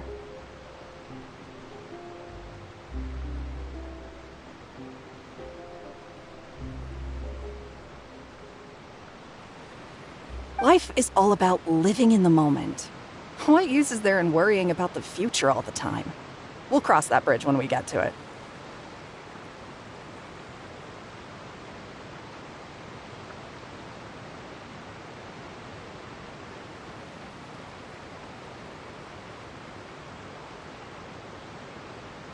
You should still take it.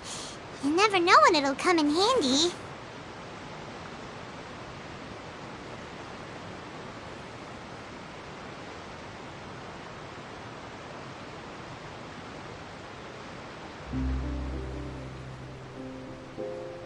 Oh, all right, fine. Thanks. It's just that if I start moving, that means I've already given up on the life I have now. I'd really rather not.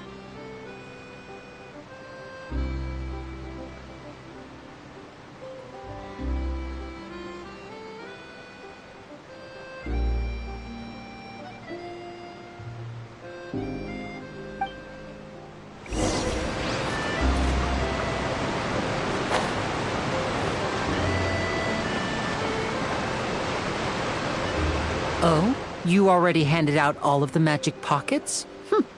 That was fast. So, what did people have to say?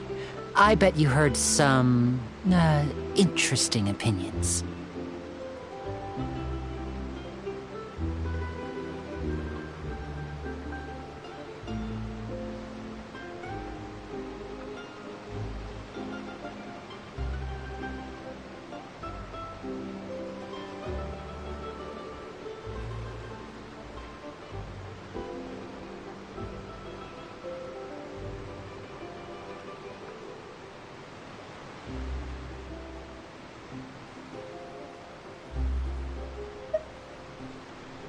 Yes, but that will change once disaster strikes. I know they'll change their minds, so it's only right to help them prepare.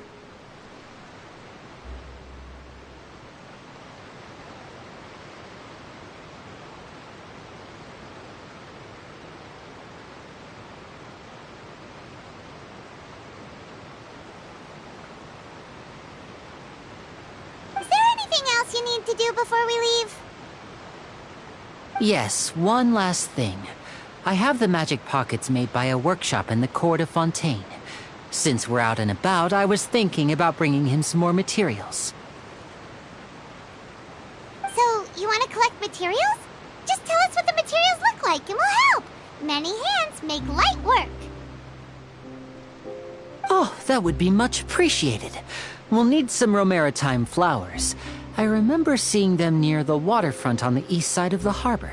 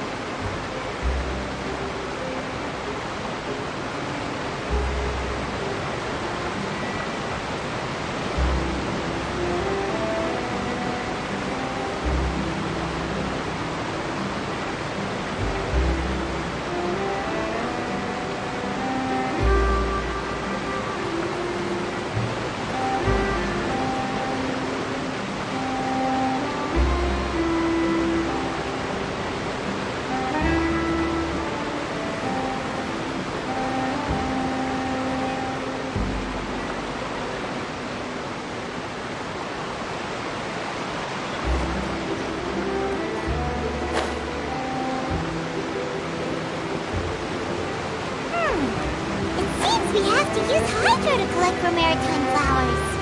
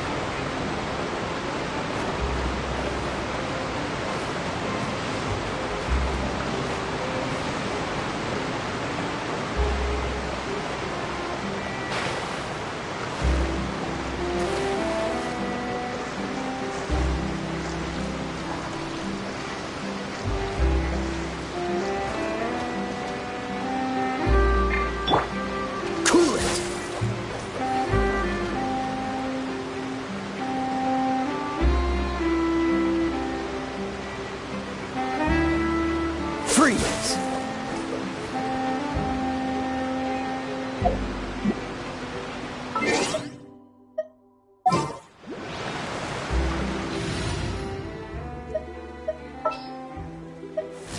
A walk would be nice.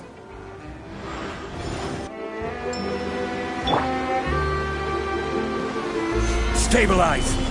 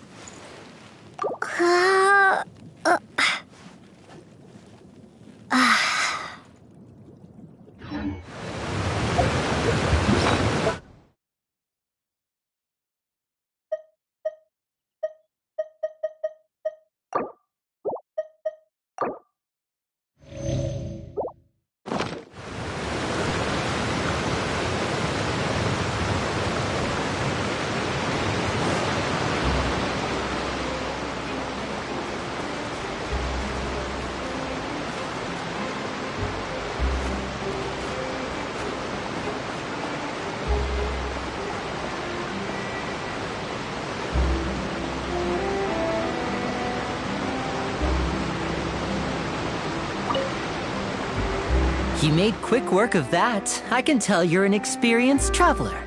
I've also finished collecting a few here.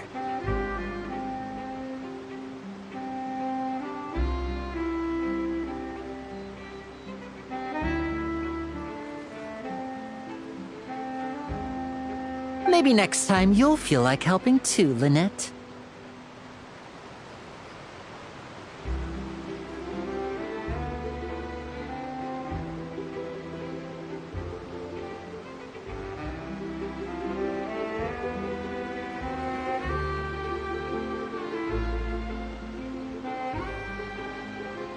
No way.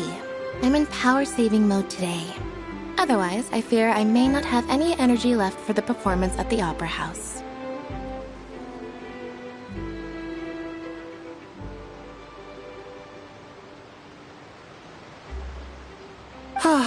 Fine. Though the performance is still a long way off.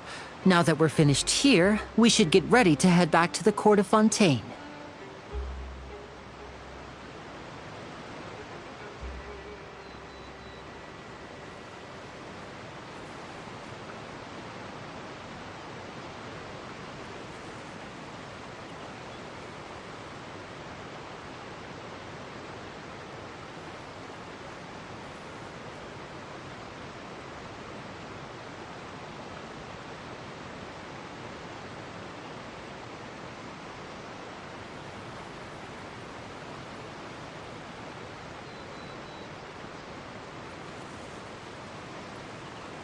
So, we're going to the Court of Fontaine before we head to the Opera House? Good.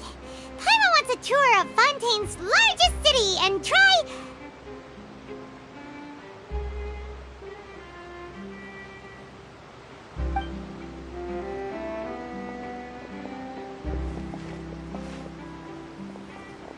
Wait, shh. Have you noticed that person over there? The young girl. Huh? What's wrong with her? Paimon didn't notice anything. She's obviously a thief. Magicians and thieves practice similar methods. We divert attention, and a distracted audience is one that won't discover what you're really doing.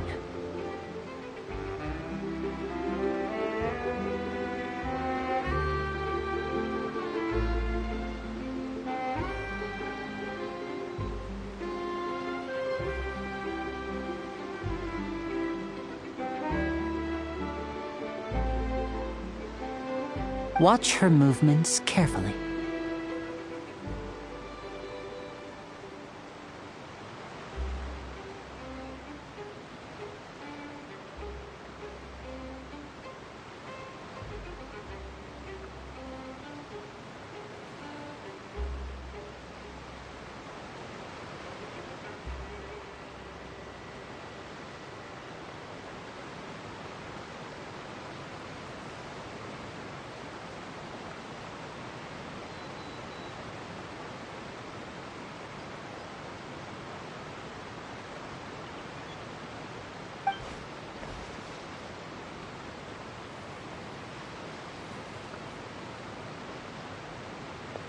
Oh, he's right!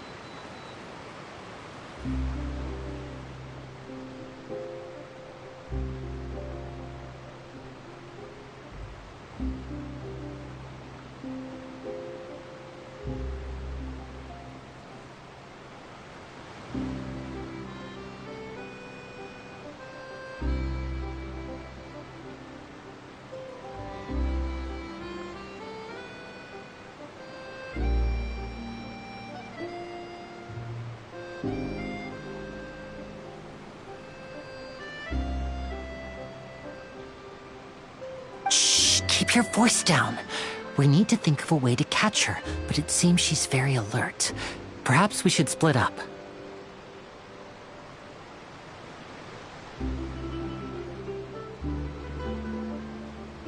You two can ride the lift over there and wait up top.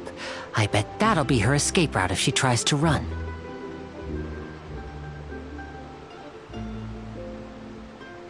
All right, let's go.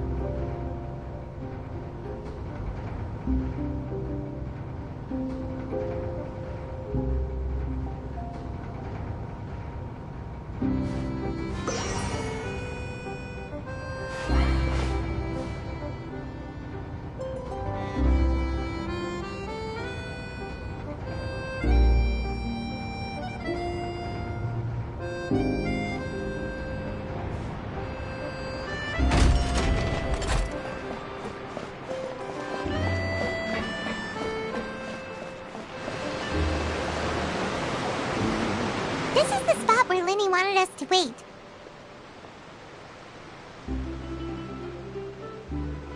Oh, look! Isn't that her?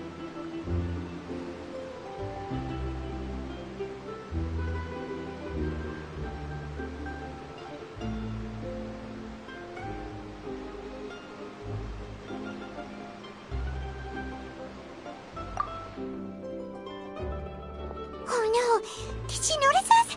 She started running the other direction! What should we do? Should we chase her?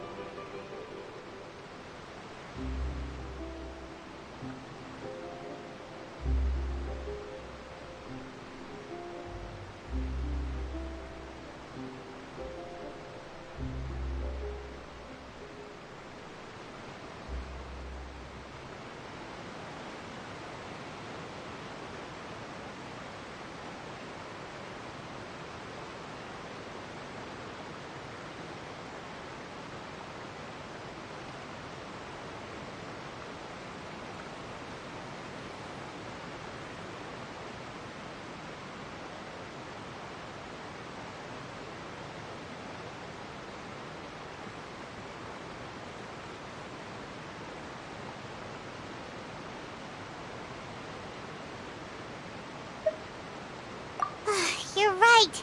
She might also be trying to lure us away.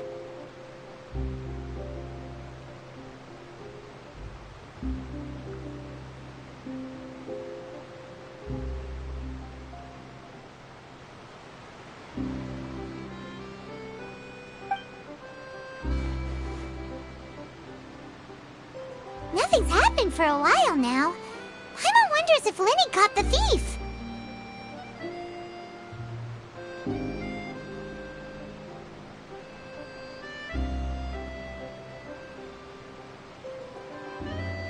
Yeah, let's go.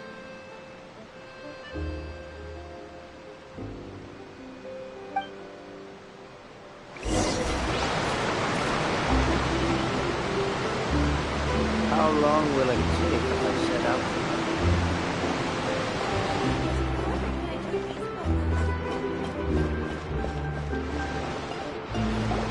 Are you sure that's all she took? You should check to make sure you're not missing anything else. No, that was all. Oh, I can't thank you enough. I didn't notice a thing earlier.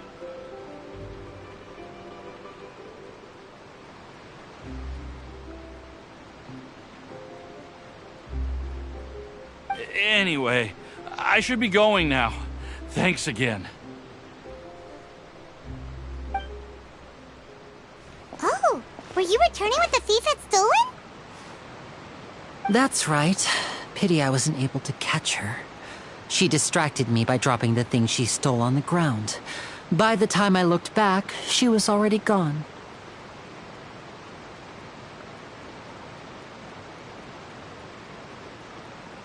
I saw the general direction she went, but Lenny twisted his ankle, and I needed to make sure he was okay.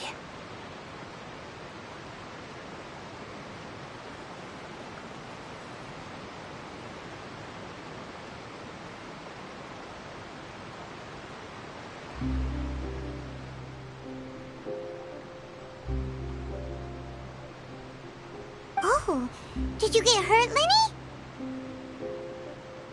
I'll be all right. It's just a twisted ankle, that's all. In fact, it's feeling better already.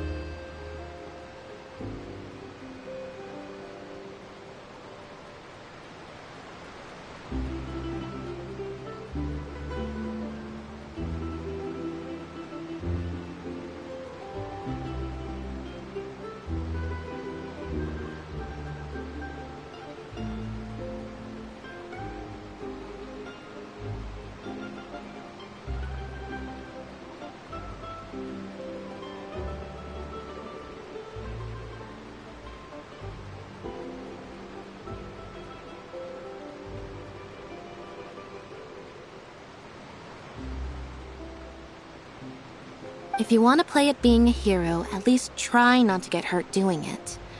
Imagine what would happen if you managed to derail our performance as a result.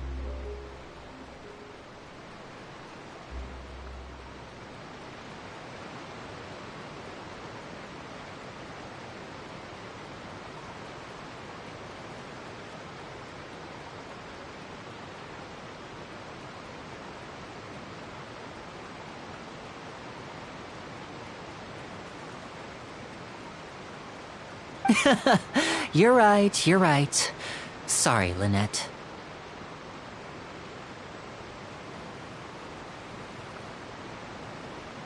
I have to admit that the thief was even more skilled than I had anticipated.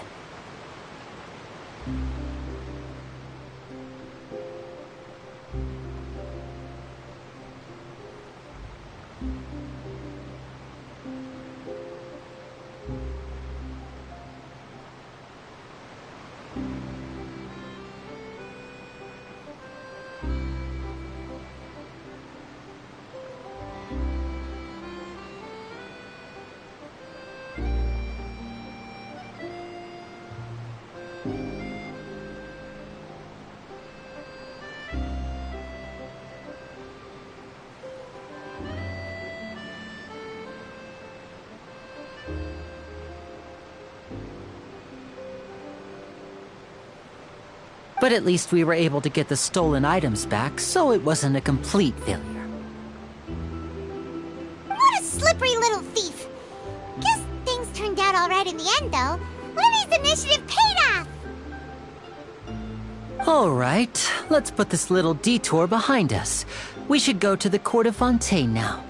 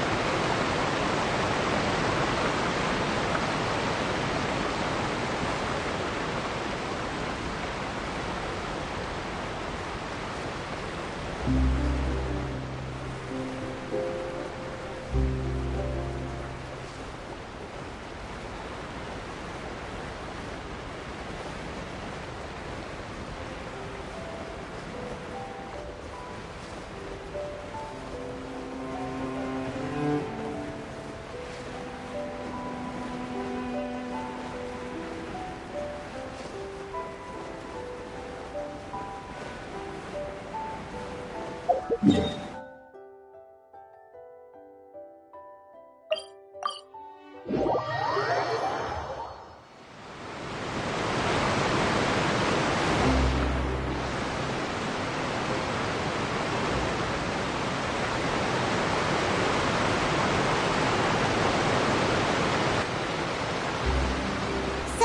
we ride this thing to go into the city? What an ingenious way to get around! People in Fontaine really know how to use water! This is an aqua bus. It allows people to travel between several key locations around Fontaine. It's pretty convenient, but the ride can become a little dull after a while. The scenery is always the same. That's why it's better to travel with friends.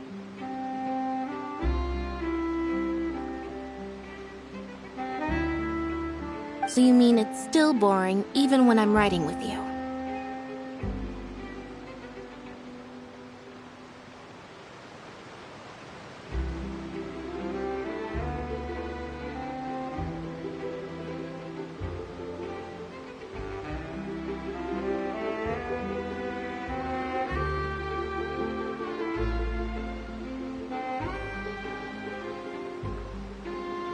No, that's not what I meant.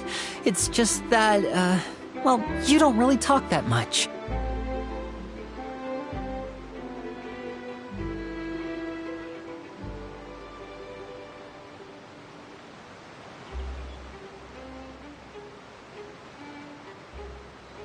Besides, it doesn't really feel like a real trip when it's just the two of us. It's the same as being at home. Whatever.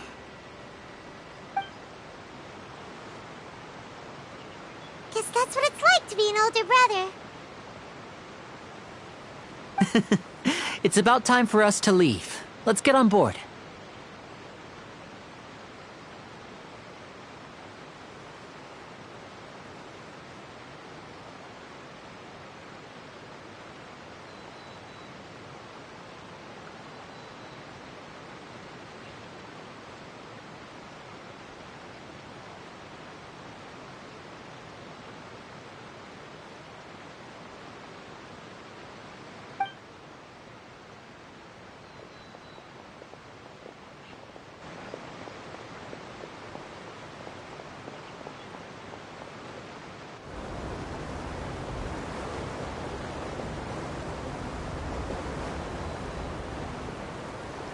Oh, excuse me! Aren't you the great magician Linny and his assistant Lynette?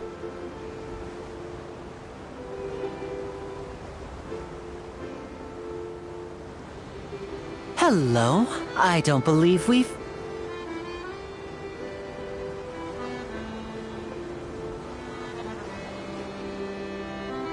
I'm Charlotte, a reporter for the Steambird. Nice to meet you. From the Steambird, huh? We've often relied on your paper to promote our performances. It's an honor to meet you. Wait, could that be the legendary traveler who's been making headline after headline in their journey across Tibet?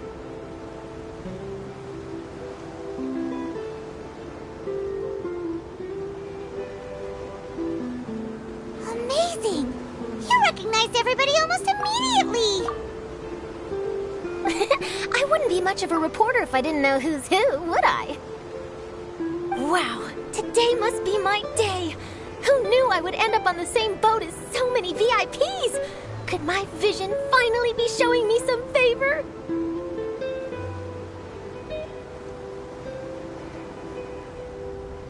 So, Charlotte, what do you usually report on? Well, when there isn't any breaking news, I mainly cover the trials at the Opera House. You can still manage to keep readers' attention as long as you tell things from a clever enough angle, even if it's the same old topics.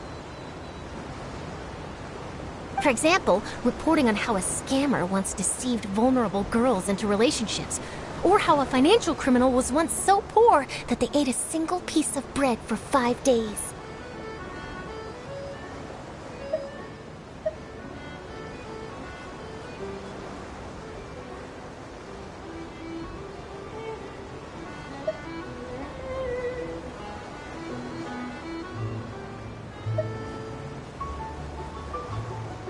That's fine and all, but what I'm really after is exclusive, sensational news pieces that could shake the country. These smaller stories are a waste of my talents. Oh, I just remembered. I've been following a case lately. Well, a series of cases, actually. You mean the serial disappearances of young women case? That's right! These stories are the talk of the town right now, and it's probably the most mysterious case we've ever seen. If I'm the first with a draft ready to publish when the case is finally cracked, and it's the headline story in the Steambird... Oh, when that happens, I bet all the other reporters will shed tears of envy. I've already gathered all kinds of materials. I just can't wait for the truth to be revealed.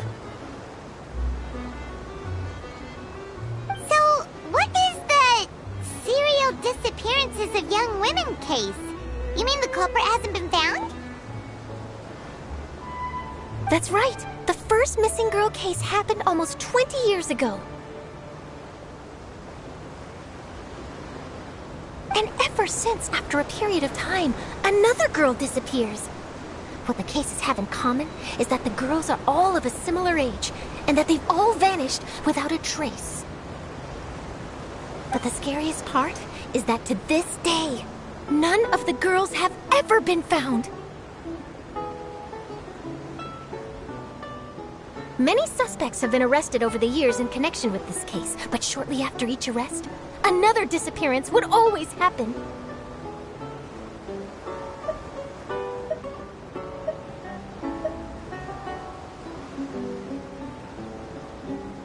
Yes, it's possible. But either way, I believe that every case has some precise truth behind it, waiting to be exposed. Yes, I agree. And at the very least, the family of those missing girls deserves some sort of explanation. I just imagined for a second what I would do if Lynette were to suddenly disappear. I'd pay any price to get her back, and then find a way to track down the culprit.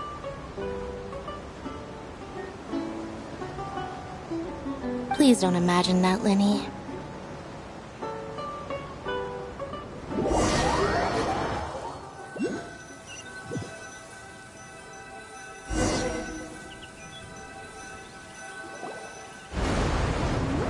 Hey, we're almost there! Look!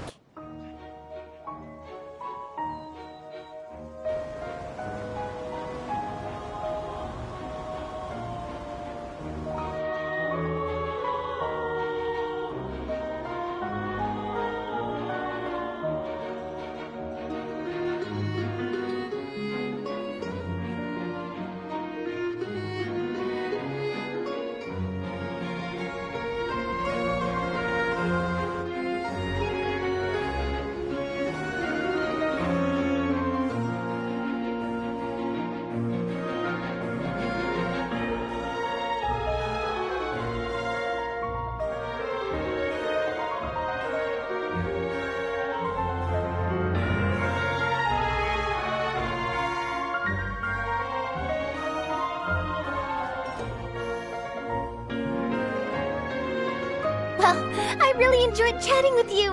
Life should be full of pleasant little surprises like this. Yeah, us as well. The ride went by too quickly. I have an interview to get to.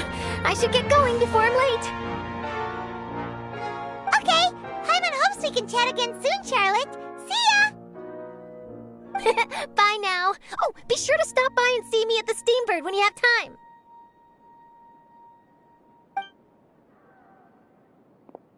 What a tough job. Always running around and interviewing everyone. Well, where should we go now? If you don't mind, how about we stop by my home first? Besides, I still have all the materials we collected. Sure, we wouldn't mind at all. This city is so huge, Paimon wouldn't know where to start anyway.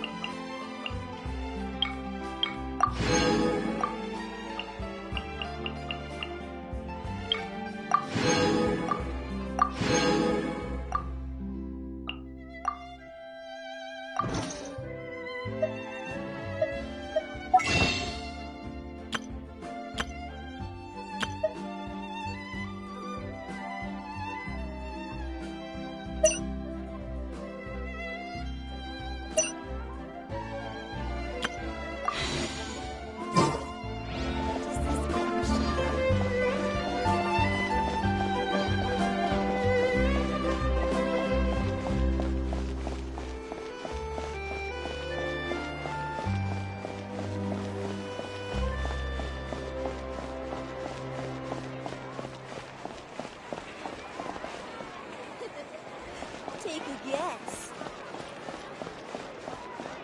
No way! I'm not guessing.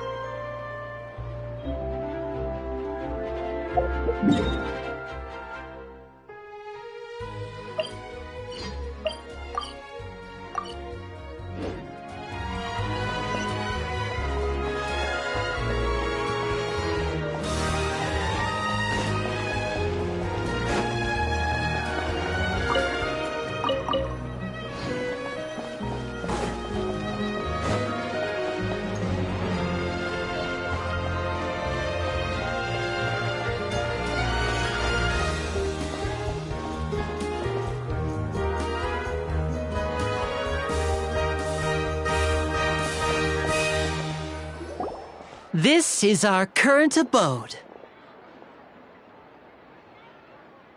Ah, Fremine, you're home. Where did everyone else go? I have some new friends that I would like to introduce.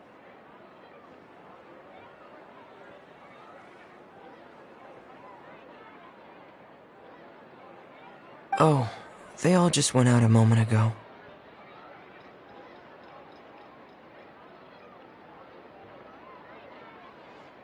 I see. Everyone is getting busier now that Father will be returning soon. I suppose that can't be helped. Allow me to introduce you to my little brother, Fremine. He is a phenomenal diver. Hello.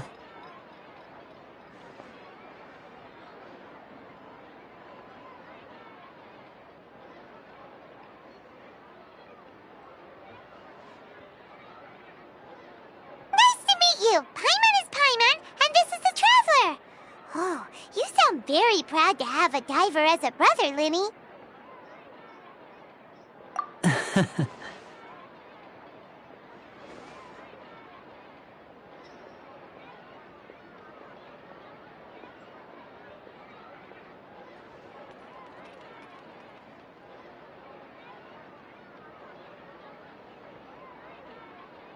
Linny, could you come here for a moment?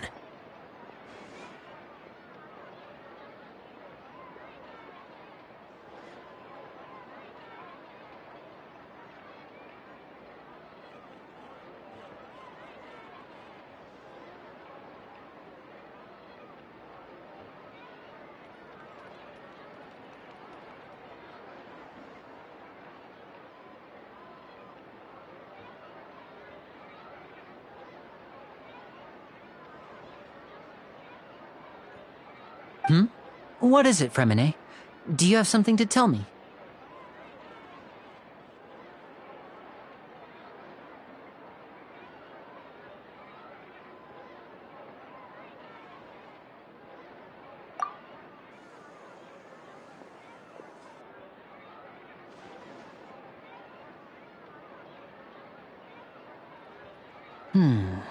Okay, I see.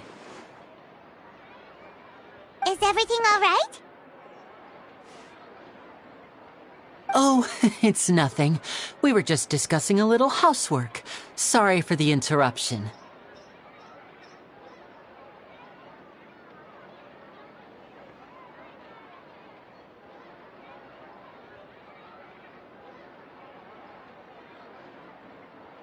Oh, before I forget, the Traveler and I collected more materials to make magic pockets.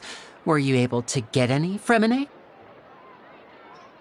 Yes, I went diving and gathered lots of materials.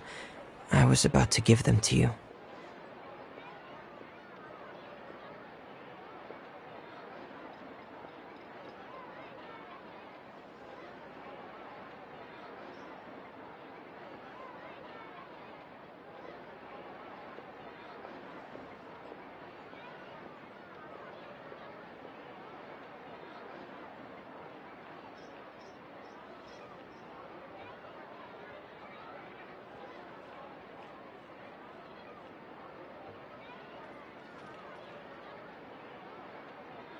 That's our Fremine, always quick with the underwater work.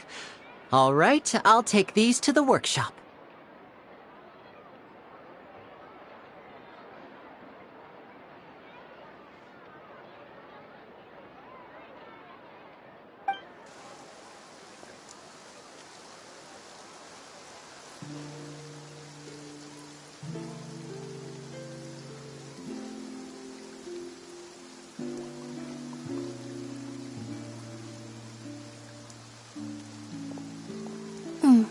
Looks like rain.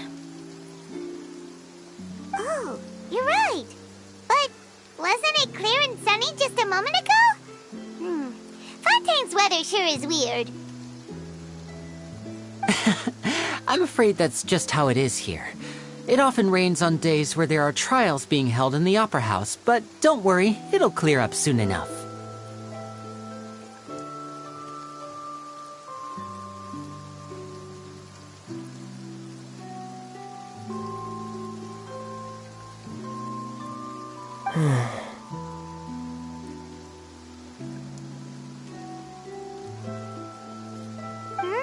What's wrong, Fremine? There's a legend about the rain that I tend to believe. It's said that a dragon of water once resided in Fontaine. Though we don't know where the dragon went, every time it weeps, the skies will cloud up and pour out rain.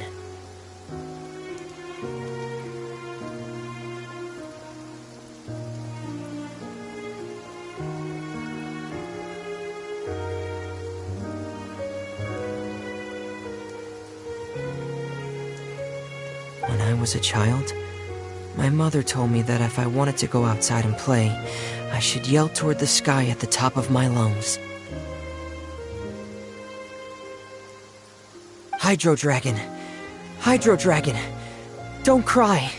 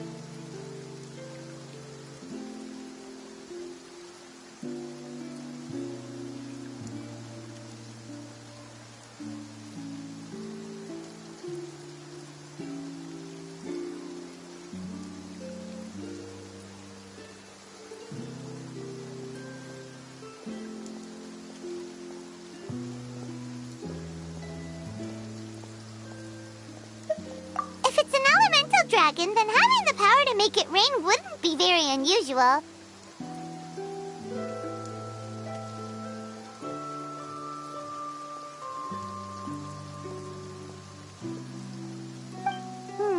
Let Paimon try something.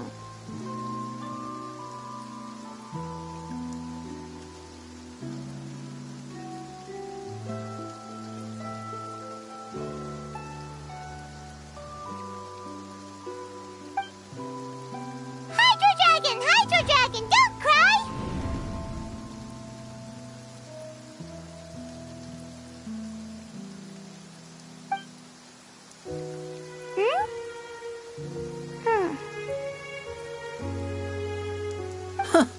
Doesn't seem to be of any use.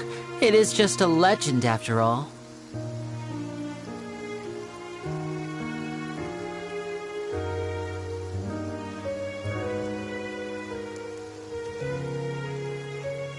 You know, you might be a more popular magician if you understood the concept of romanticism. Or could at least play along.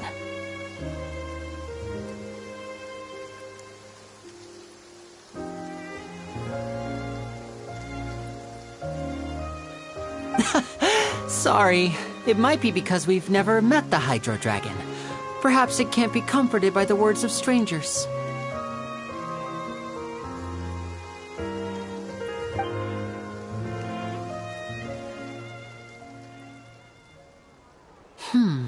It rained for longer than I suspected. Oh, it's already getting late. Was there something you needed to do, Linny? Yeah, some preparations for the show at the Opera House. I need to find a way to catch the last Aqua bus of the day.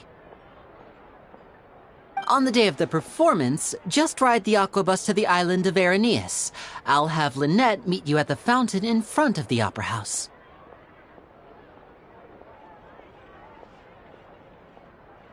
Oh, are you leaving now?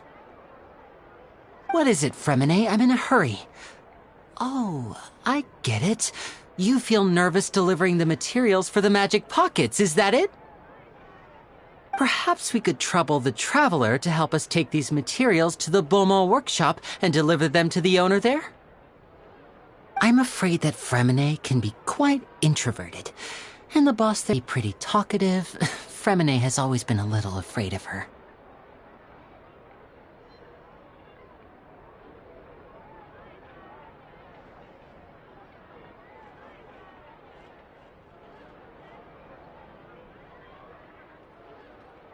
No trouble at all! Don't worry, we're on the case! Sorry for the inconvenience. I'm quite useless when it comes to such tasks. I'll think of a way to make it up to you.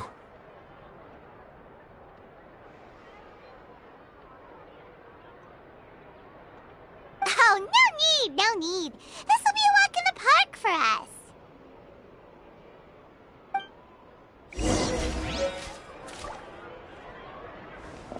Thanks again, you two. I really can't deal with that lady.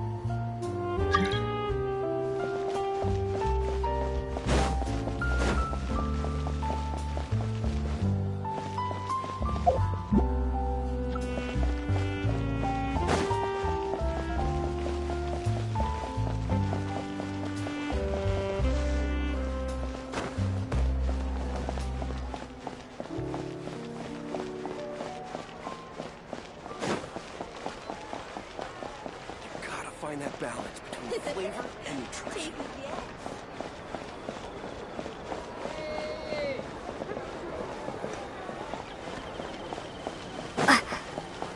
There's no point worrying about the future.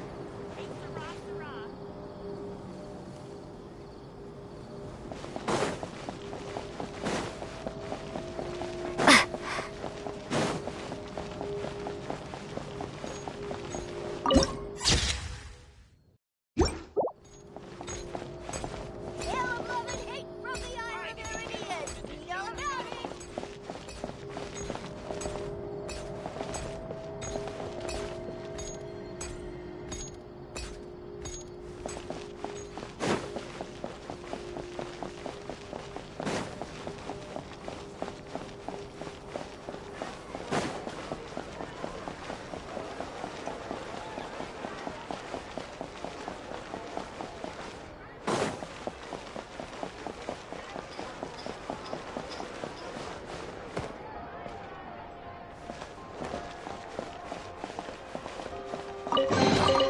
A reward on the road.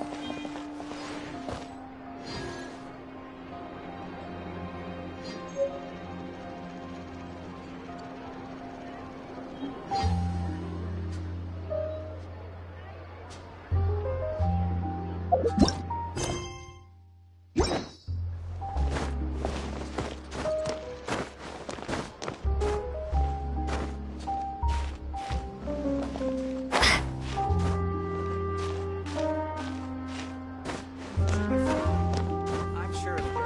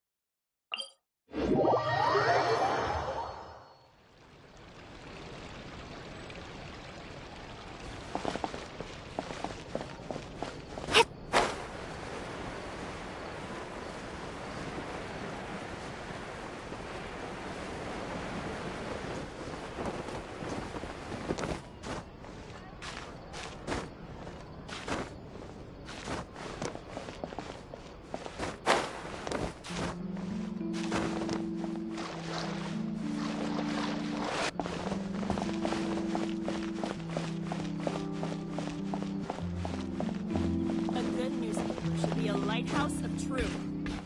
Hello.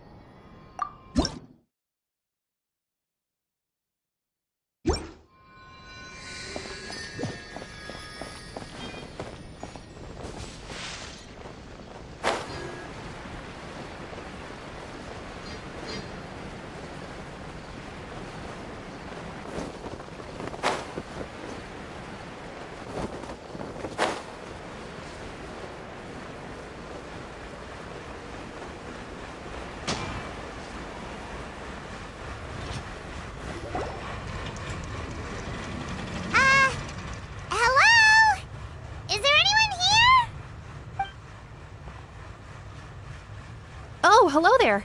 New customers? Looking to buy, or do you need something made? Or perhaps you're just looking for a chat with me.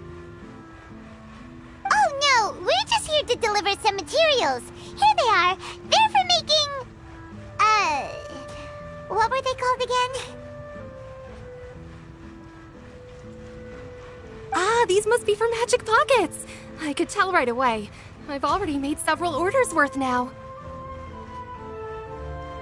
No need. They've already prepaid several batches worth. When they told me what they'd be using them for, I even offered them a discount. But they insisted on paying the full amount, saying that I had a business to run. It seems both their hearts and their pockets are made of gold. Whoa. So, is Lenny actually loaded? I can't say for sure, but who knows? Maybe there's good money to be made being a magician in Fontaine. Hey! Is this machine what you use to make stuff here? It looks really advanced. Why use your hands when a machine can do the work? It would be a waste not to use the latest technology, and wasting is a kind of crime.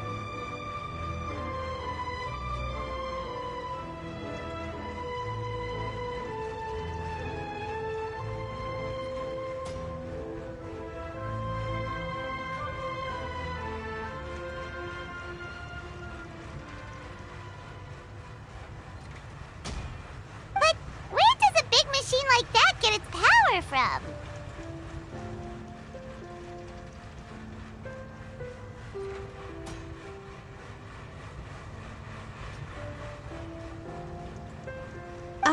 Well, it's a little complicated. I'm not sure I can put it in layman's terms for you. But basically, everything we usually use here in the city is powered by indemnitium. It's a type of energy that's produced from trials. Huh? How can trials produce energy?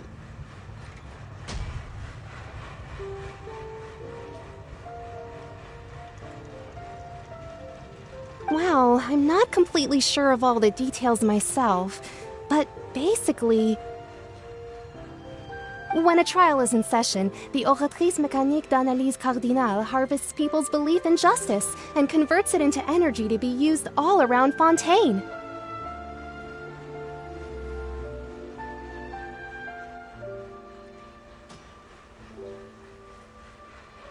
So that's what its other function is?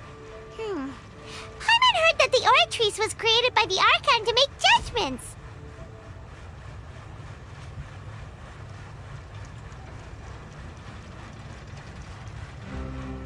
But Paimon still doesn't get it. How could something unreliable like people's beliefs be turned into a stable power source for these machines?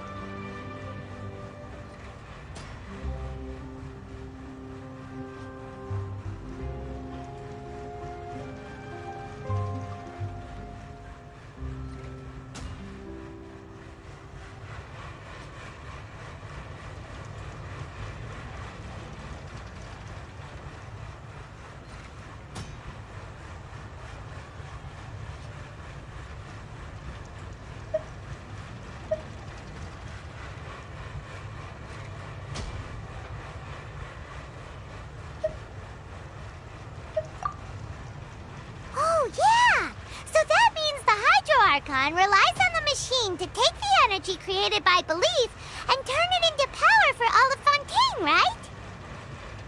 Even though I've never heard anyone really put it that way before, it sounds like it makes sense. Besides indemnitium, we have another type of energy called mumusia.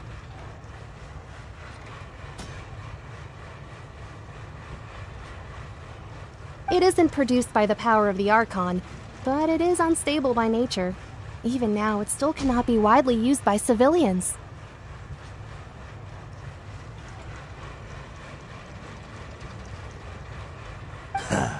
I thought I'd find you hard at work, but here you are chatting the day away. Since you're already talking, I'm sure you wouldn't mind a few words with me.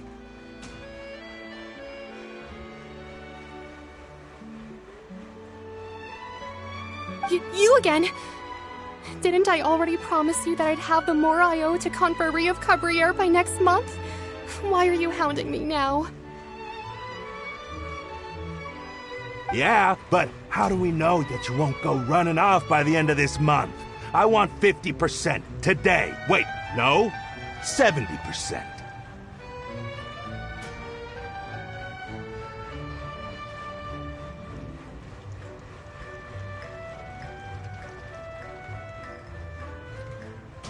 Huh?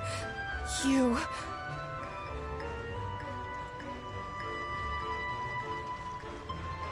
Seems business isn't so great for the workshop. We've already finished our job and delivered the materials. Maybe now's a good time to leave?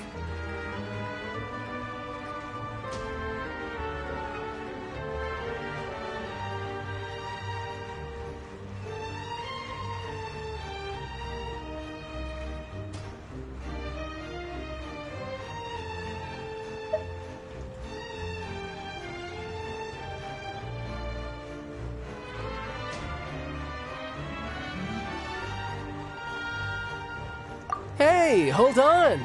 Before you go around trying to collect payments, why don't you settle your own debts first? If Confrérie of Cabriere wants to poach clients from Northland Bank, that's fine. But I'm afraid you still owe the bank a hefty sum of mora. So why don't we work things out between us first, before you get back to your little conversation here?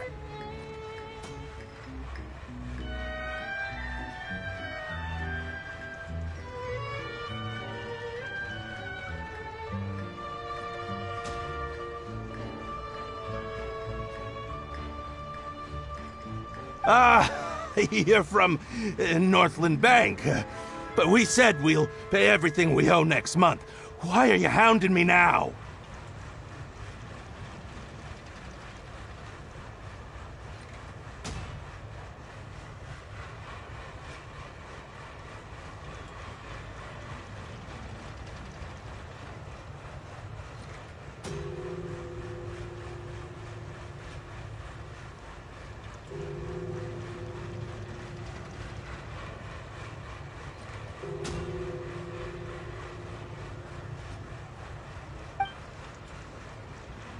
Traveler, Paimon! I didn't think I'd run into you here in Fontaine. What are the chances?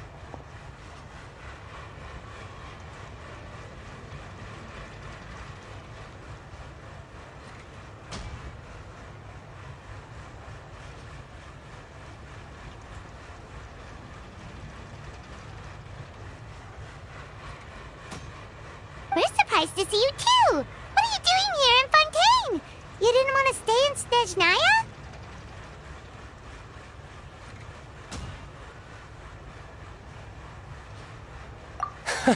Long story short, I've already been in Fontaine for some time now, and honestly, things have been pretty boring.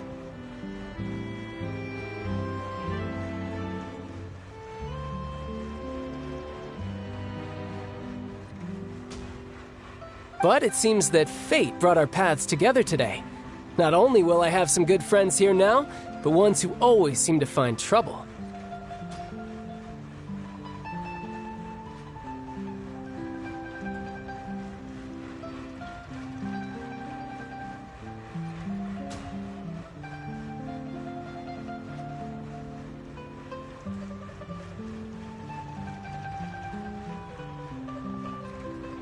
Either way you look at it, it seems things are going to get a lot more interesting now.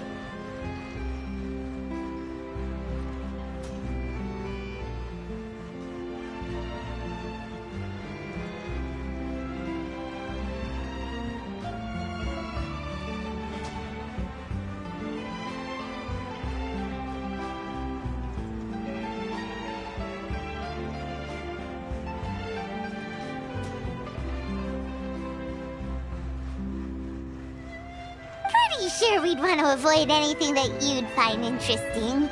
Besides, our trip here has gone pretty well so far. Right, Traveler?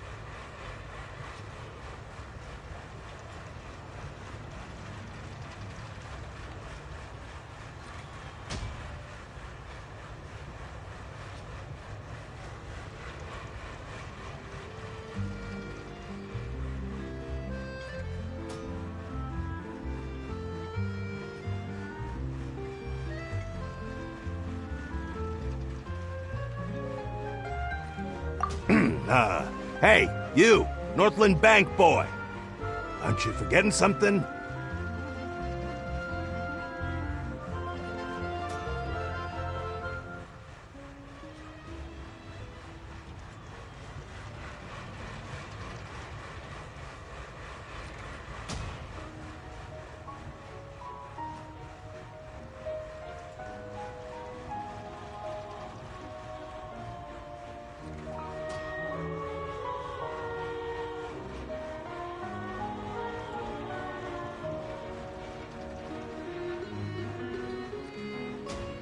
Don't interrupt.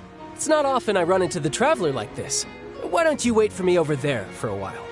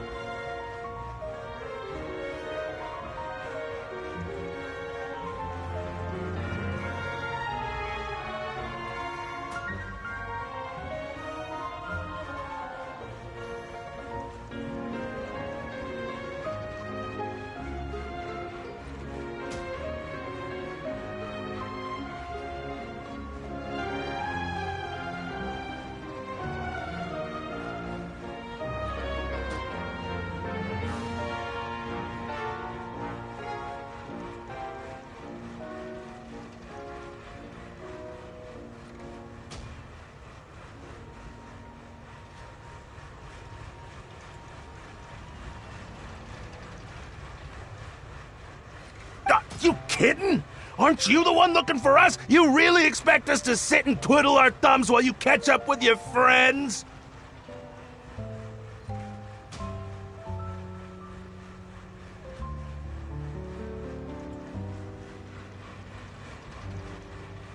Listen to me, boy. If you want your Mora, fine.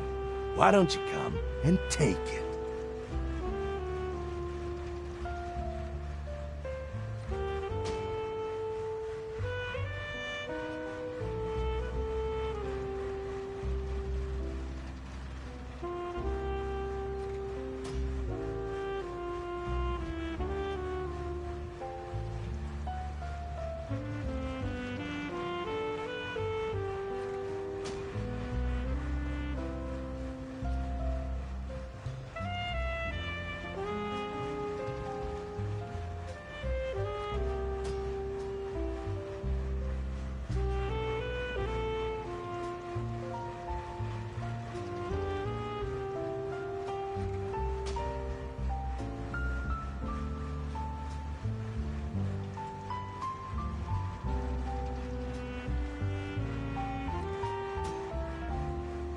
Hey, I just said not to interrupt. Oh, by the way, Traveler, the last time I took Tonya and Tusser ice fishing, Tusser said...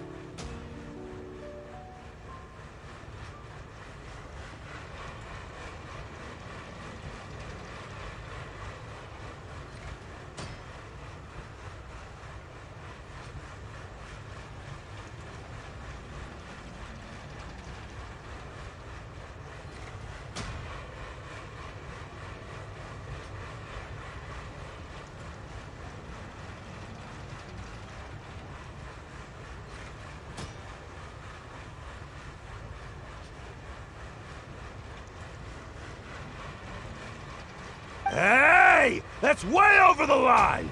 All right, boys! Let's see who has to pay up now!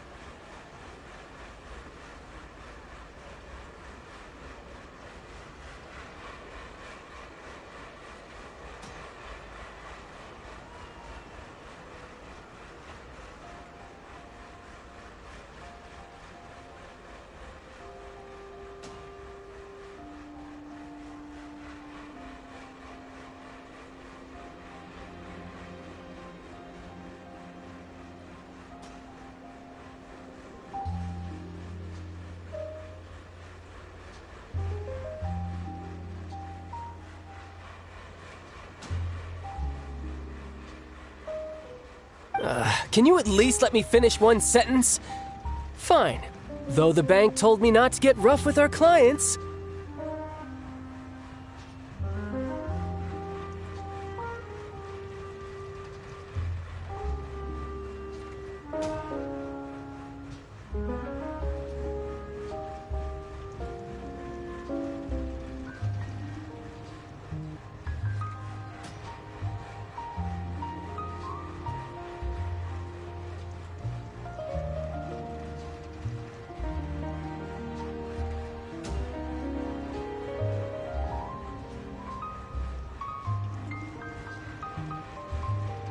You're the ones who started it. This is an act of self-defense. You two will have to be my witnesses, okay?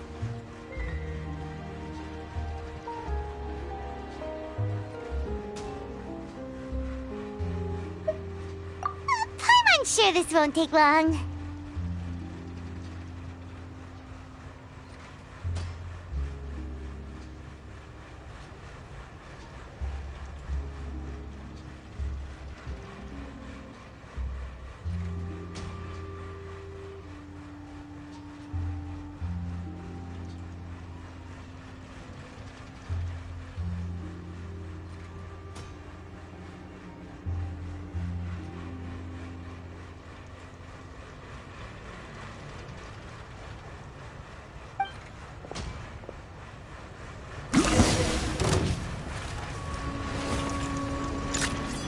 Riptide!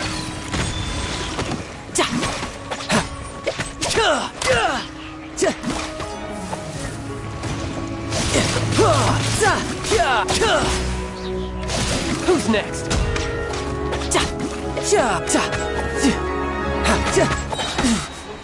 You can run, but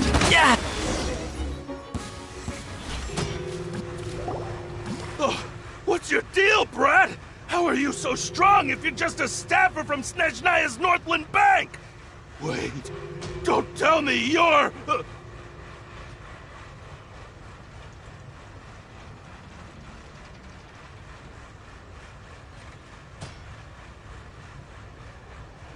Oh, now you notice.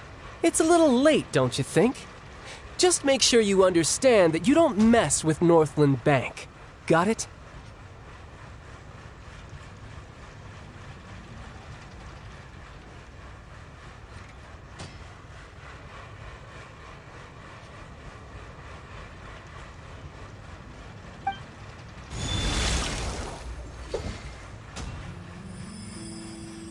Huh?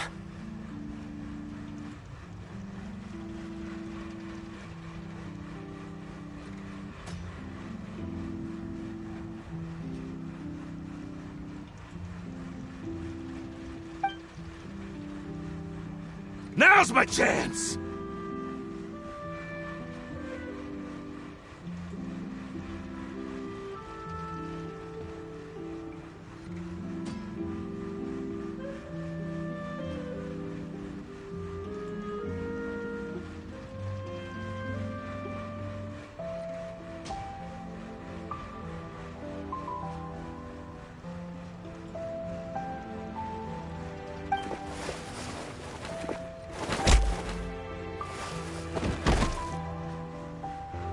Huh. That was weird.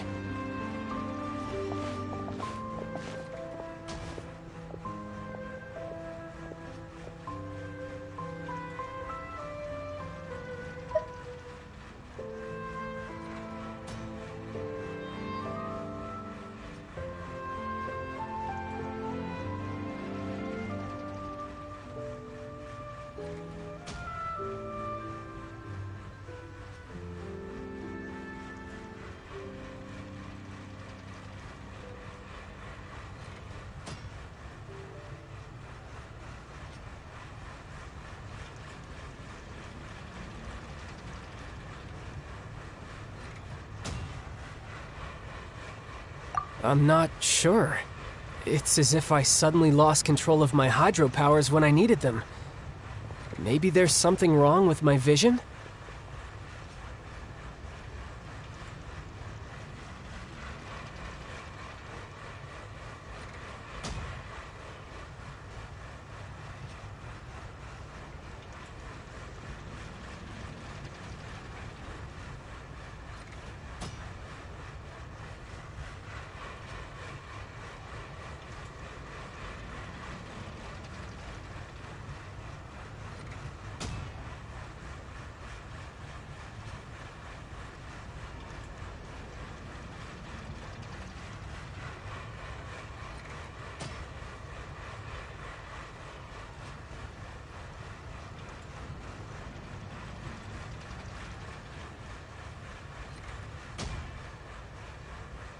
Strange. How could that happen? First time Paimon's ever heard of someone losing control of their vision.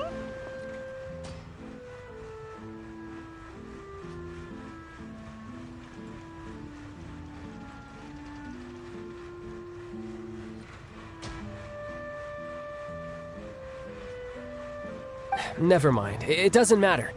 If I want to stay sharp, I shouldn't be relying too much on my vision anyway. Besides, I always have my delusion in case I need it.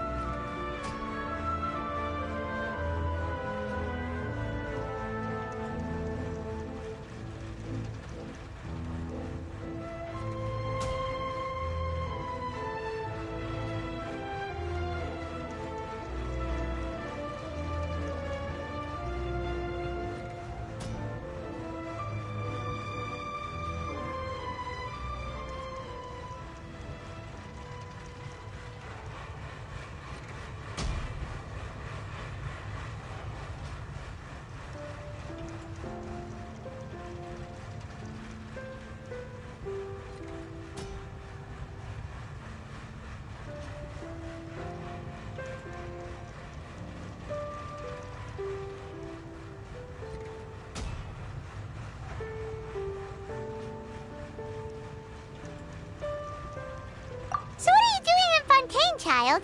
And don't say it's work for Northland Bank.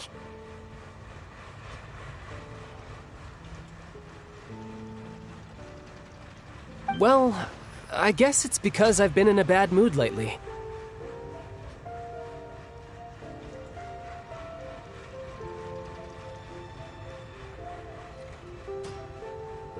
Huh? What kind of reason is that? Wait, since when do you feel down about anything?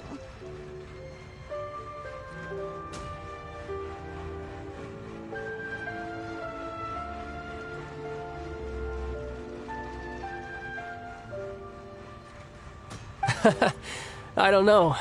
Maybe I still have a lot to learn about myself.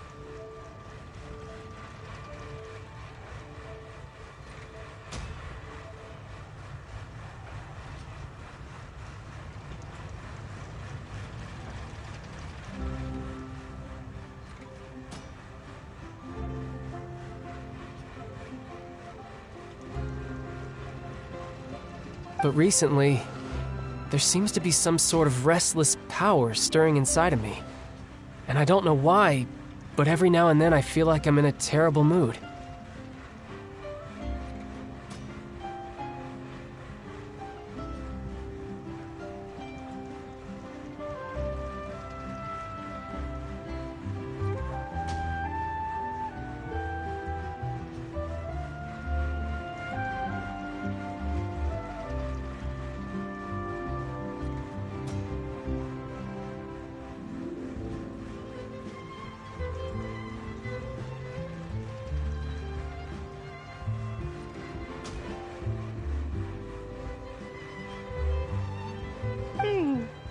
Maybe you losing control of your vision just now is connected with that power you're feeling inside.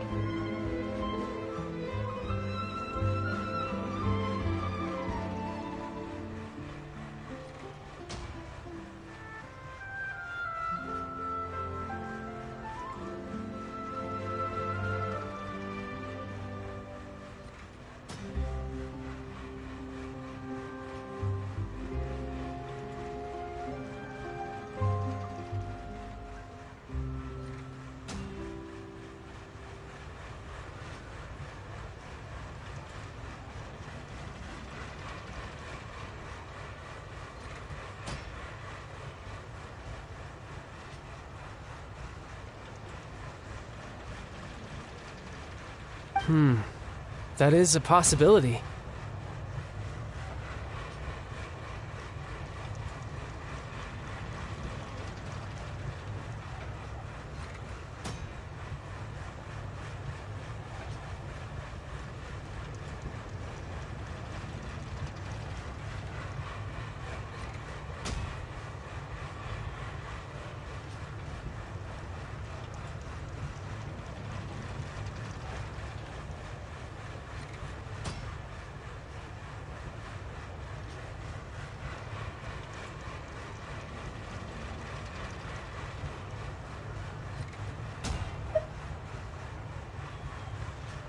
I can't remember if I ever mentioned it before, but when I was 14, I fell into some unknown abyss.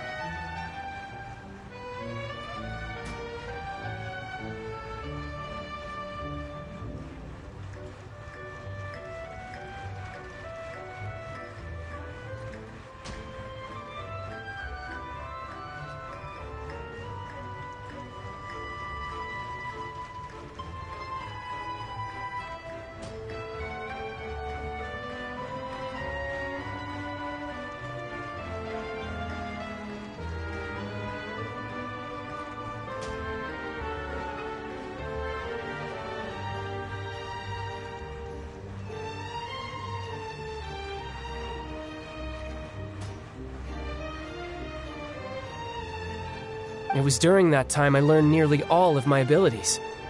The one who took me under her wing and taught me was named Skirk.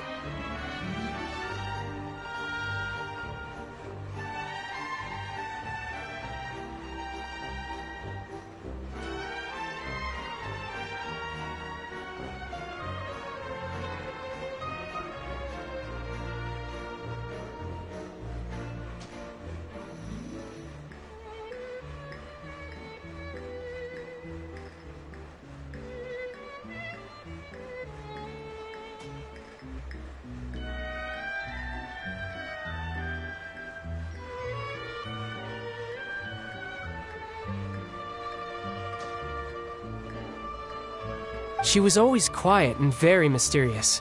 Nobody knew where she came from or what she had been through, and she was always very strict when teaching me combat techniques.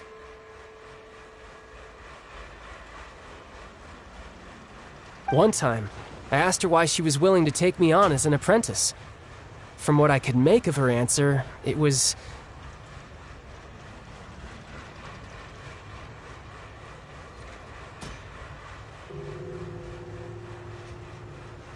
because I had awakened it, and traces of it remained on me.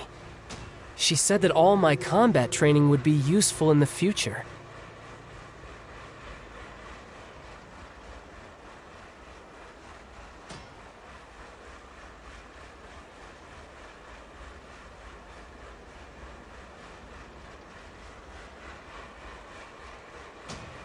But what is it? What did you awaken?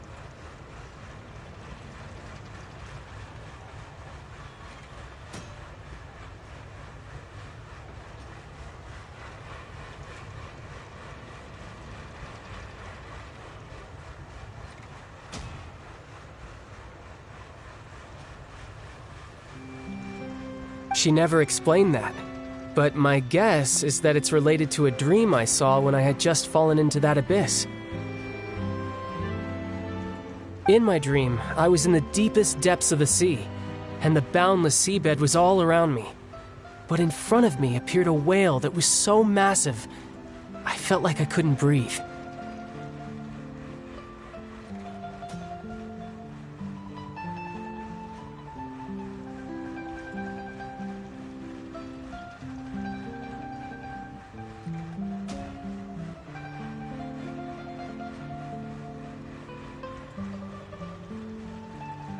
A whale?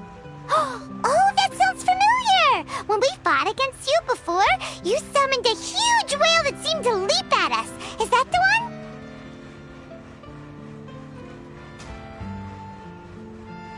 one?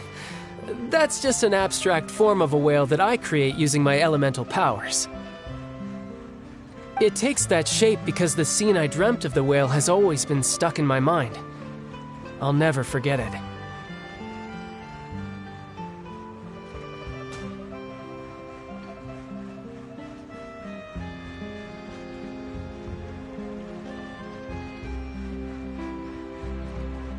So you used the whale as inspiration for one of your moves? Huh. Seems a little twisted to Paimon.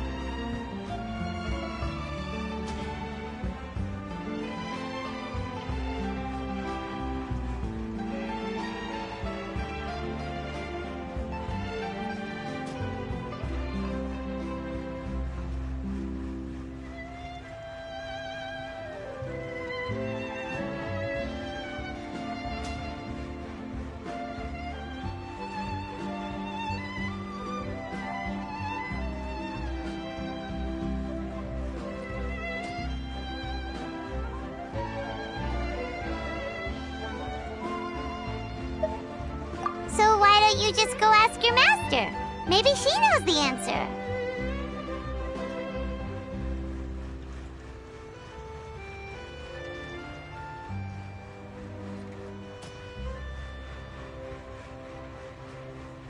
You make it sound so easy. Ever since the incident I experienced there, I've never stopped searching for Master Skirk and that unknown abyss.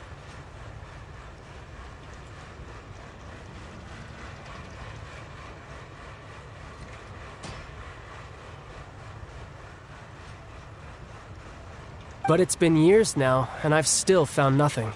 There isn't even a trace of the place where I remember falling into the abyss.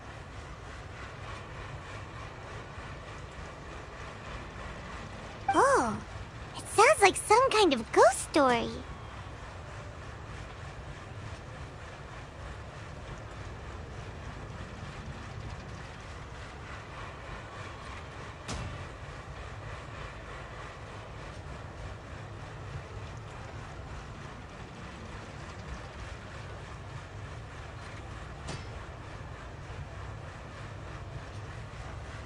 Yeah, I'm out of leads at this point, but there's nothing more I can do. It seems that strange encounters in this world tend to be elusive like that.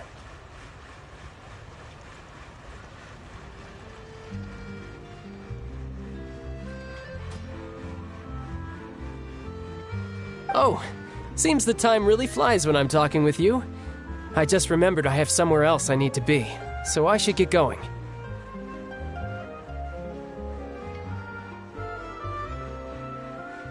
What? More work for the Northland Bank? No, it's more of a personal appointment. Lately, I've been sparring with some of Fontaine's official champion duelists whenever I'm feeling bored.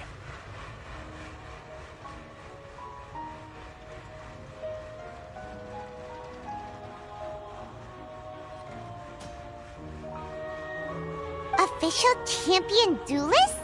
You mean it's their job to duel?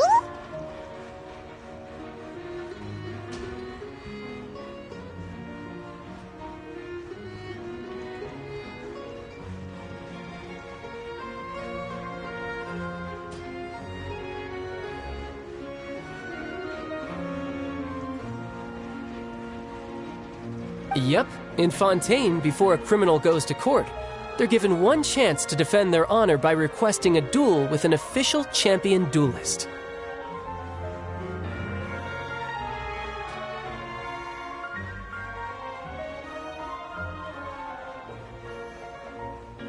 The champion duelists are all-powerful fighters selected from among the nation's best, and the duel itself is a no-holds-barred fight with no specified stopping point. So engaging in such a duel is regarded as a symbol of defending your honor. If a criminal manages to win the duel, they'll be acquitted. But if they lose, they'll have no choice but to stand trial.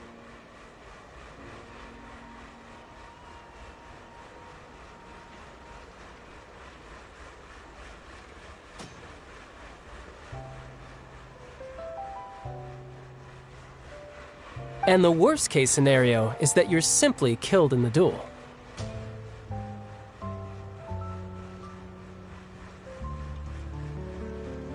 Though it's rumored that Fontaine has a death penalty, from what I can tell, no one has ever been officially sentenced to death.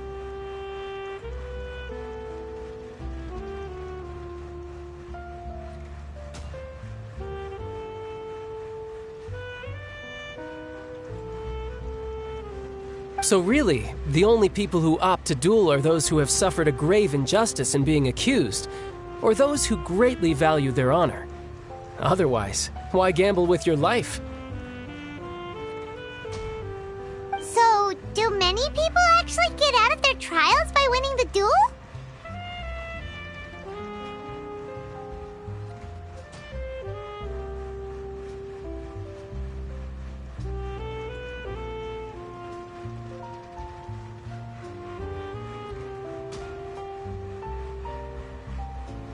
Apparently, it's exceedingly rare for anyone to actually win. Fontaine probably enacted this system as a way to show that the nation respects the honor of its citizens.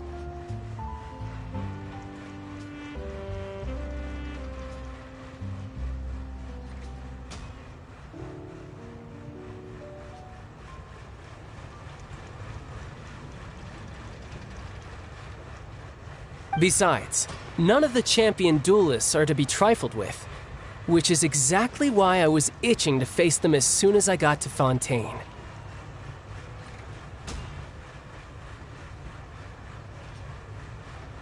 Apparently the one I'm meeting today, Clorinde, is the strongest of the champion duelists. I had been asking her for some time before she finally agreed to face me today.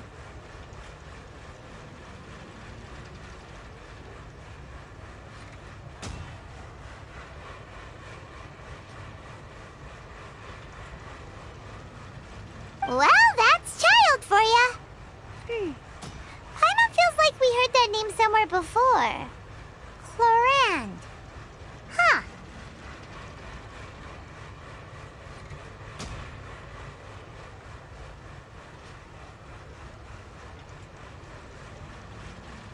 Oh, before I forget, I want you to have this.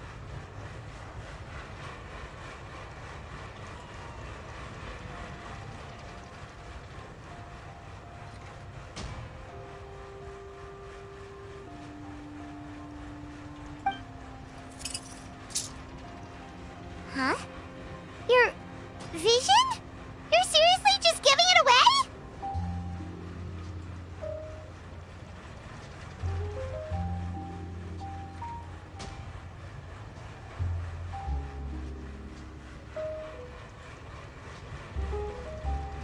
I'm just worried that it could become uncontrollable again. I'd be pretty upset if it got in the way of my duel, so I think I'll be better off without it for now.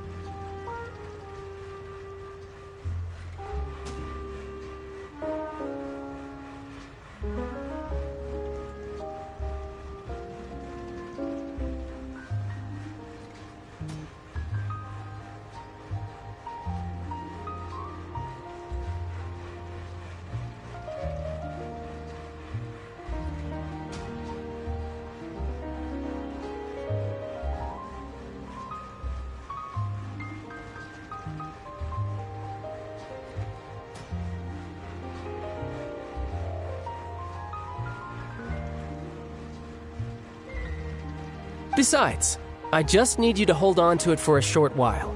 I'll come retrieve it when I have some time later.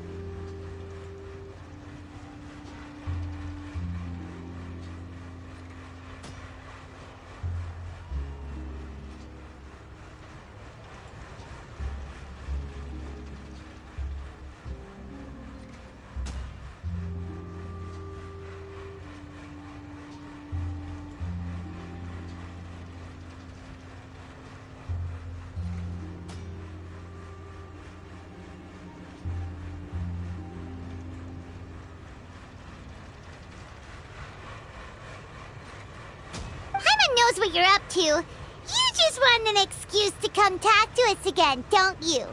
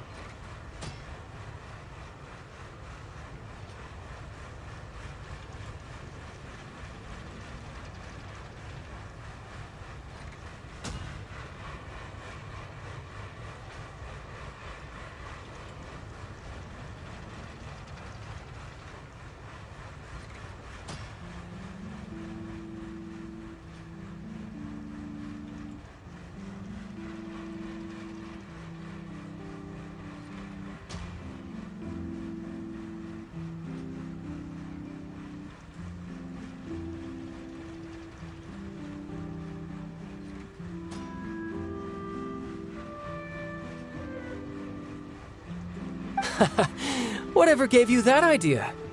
I'll be in touch later.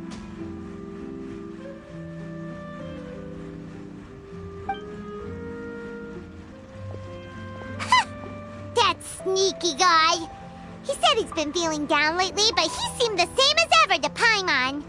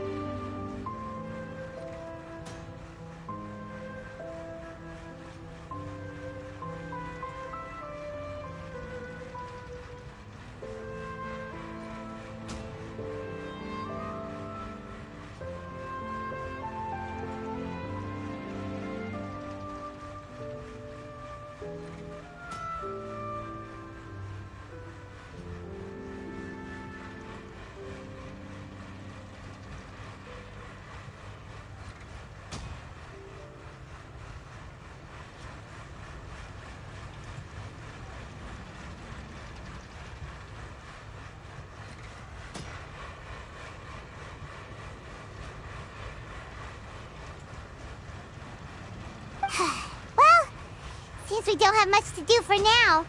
We might as well walk around and see the city before Lenny's performance.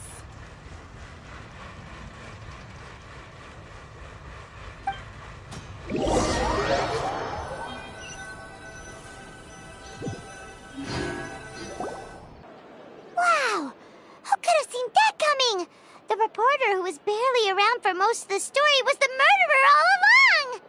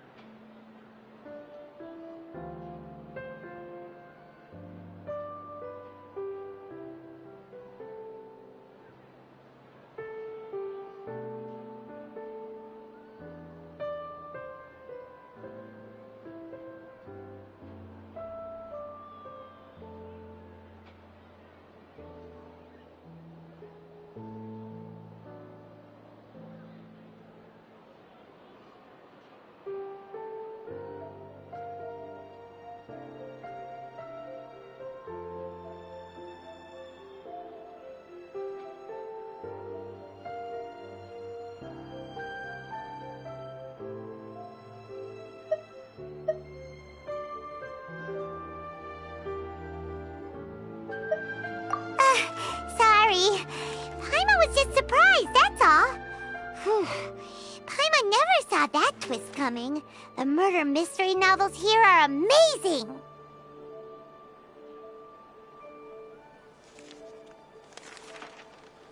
The whodunits here in Fontaine are a lot different than the light novels you see from Yai Publishing House. Both have their merits, but Paimon thinks this style of novels are more, well, novel.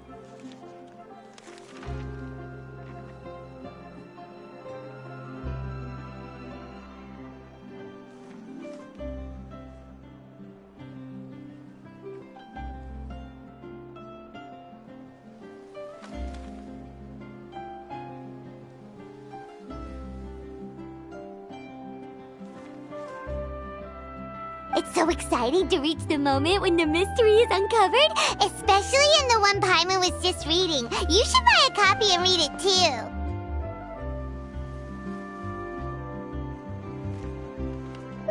Oh, sorry about that. Paimon will be more careful next time.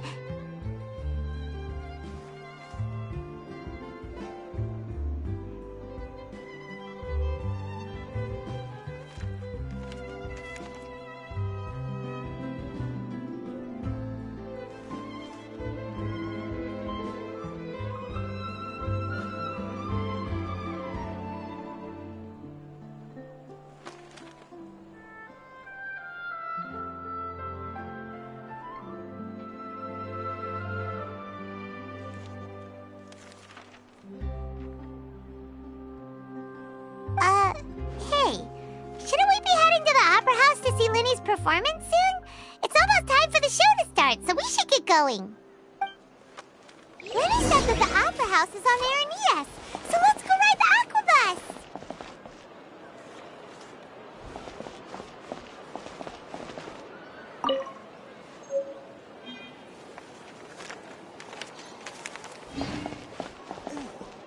I could make a fortune from this.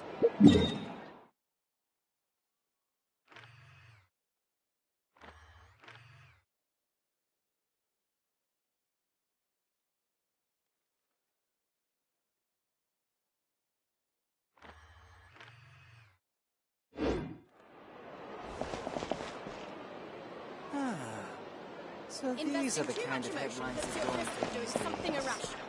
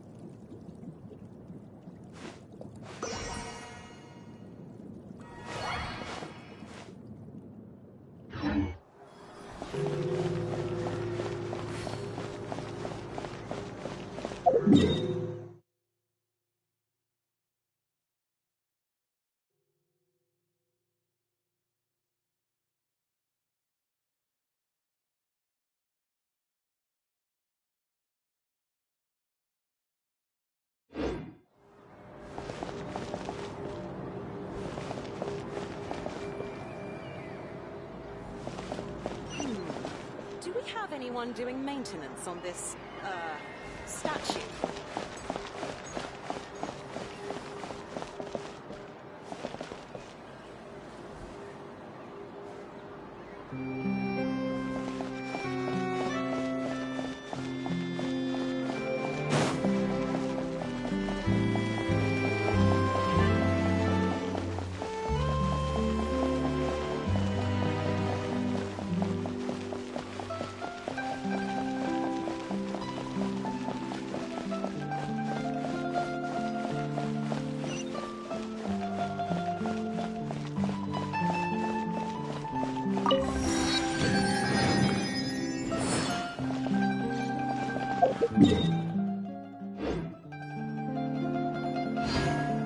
Just then,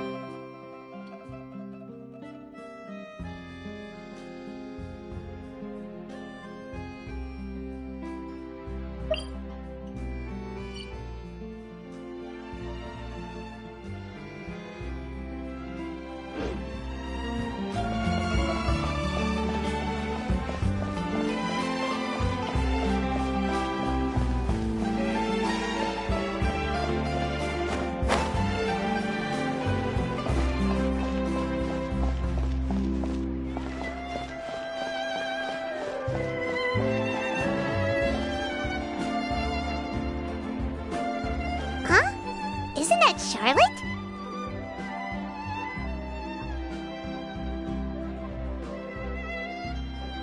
Who's her friend, and what are they chatting about?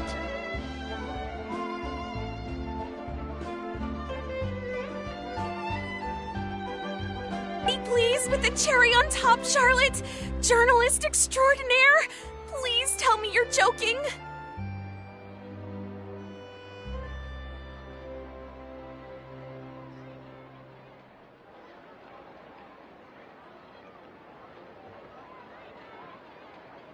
I read that a gang of criminals tricked the Gardamex by disguising themselves as blubber beasts. It's true, isn't it? It has to be! I've invested all my savings into graph adversarial technology and even taken out a sizable bank loan.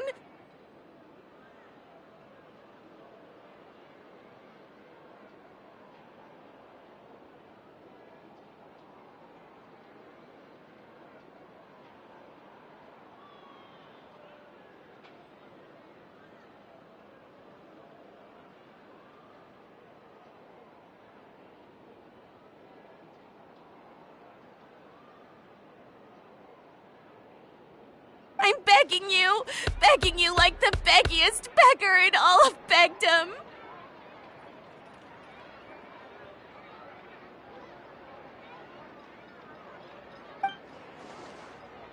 I need you to calm down a little, Miss Lapine, Pauline.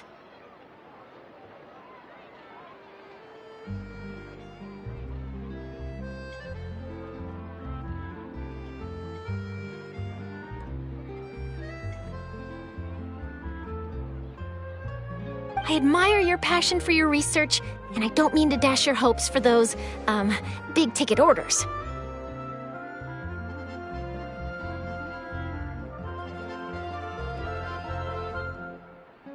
But I'm afraid I'm not joking. The Blubber Beast incident was a short story mailed to us by an anonymous amateur author, written in the style of a true story.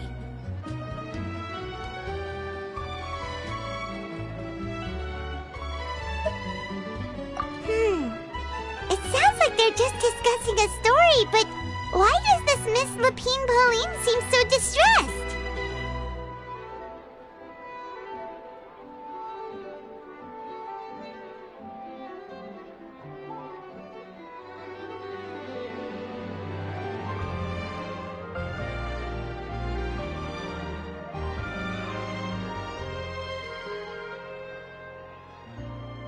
Funnily enough, I actually remember being in a meeting where the editing team was debating the potential risk of misleading the public with this story. They even went to Maison Gardiennage for advice. But to our surprise, they fully supported us printing it. They figured that the false intel would be a great way to dupe potential criminals into wearing ridiculous costumes when breaking the law. In truth, Gardamex are extremely sophisticated in their capabilities. They can identify criminals just as reliably as the best human guards, so a crude disguise isn't gonna get you far. If anything, it'll just make you stand out all the more.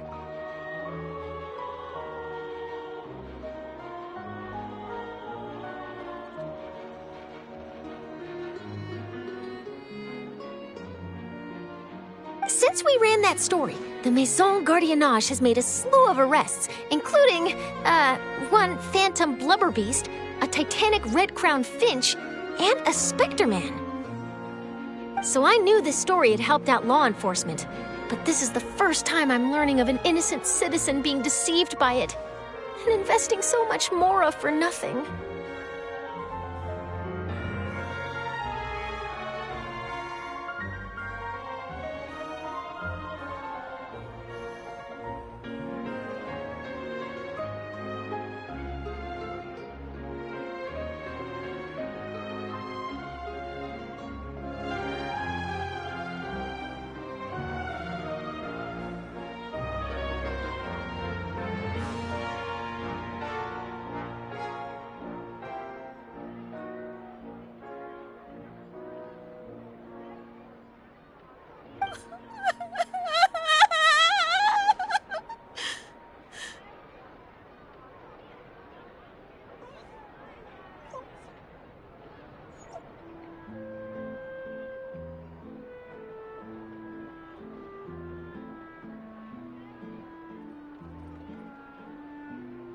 Uh-oh.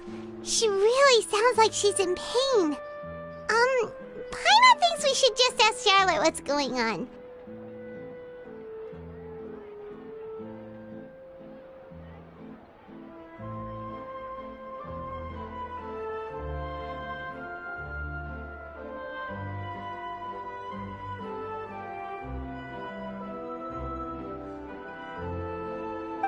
Hey, Charlotte!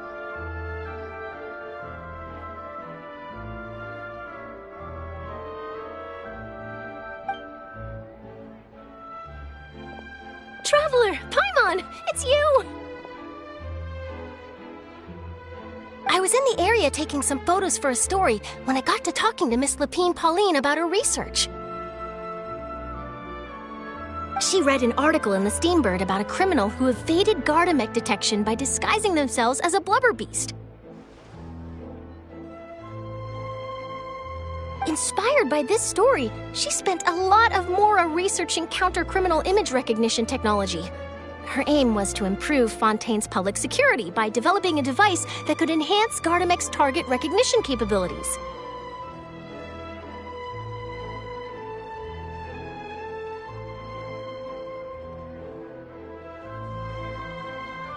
She was hoping I could write an article to spread awareness about image recognition technology.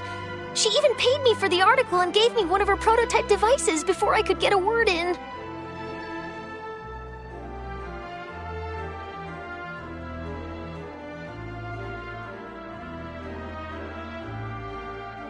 But unfortunately, it was just a fictional story, and her efforts and aspirations were all in vain. I tried to let her down gently, but she's finding it all very hard to accept.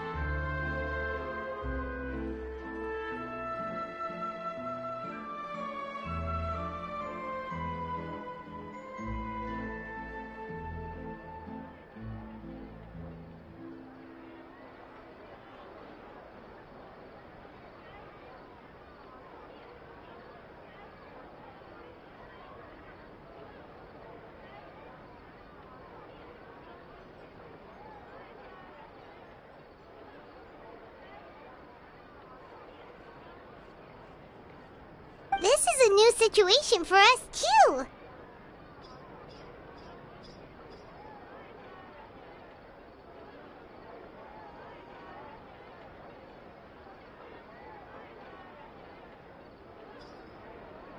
It's such a pity. It seems like the author was only trying to make the story interesting, and the Maison Gardiennage only had Fontaine's best interest in mind.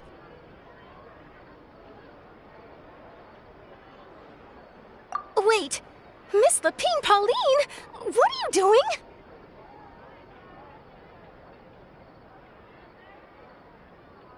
I'm gonna pick a fight with a Gardamek, head to the opera at Biclès, and get a one-way ticket to the Fortress of Meropide.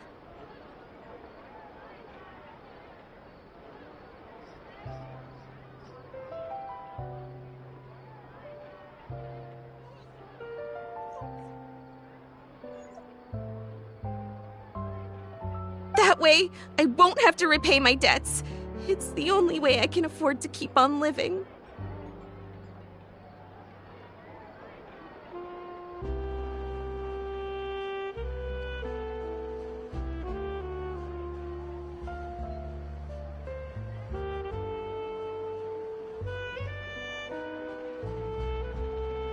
Whoa! There's no need to go that far. I mean, come on. Look at you. You wouldn't even dent the Gardamek's armor.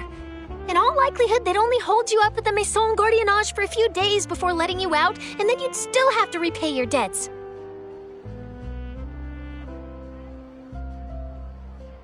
Actually, instead of going into the technicalities of that, how much did you actually invest? How bad can it really be?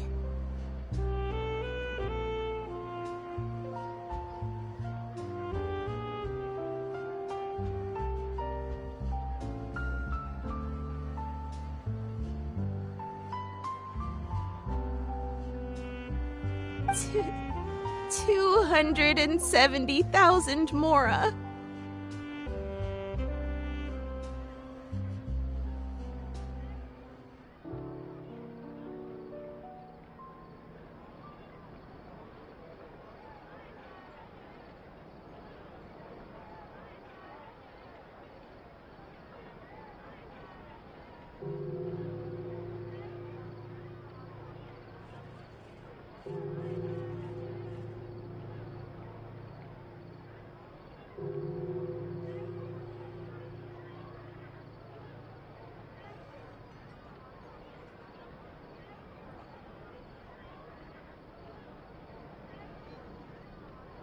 Okay, well, escaping to the Fortress of Meropide over a sum like that seems like a last resort.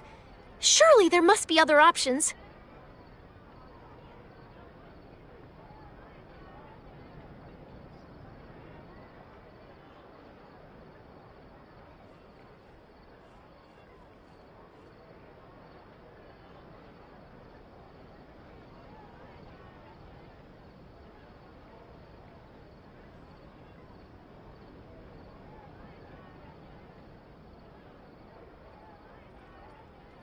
not anymore. I used to be an equipment supplier to the Fontaine Research Institute before that blew to pieces, and now I'm just a small-time engineer. I scraped together some savings over the past few years, but I put every last mora into this project, and now I'm left with nothing.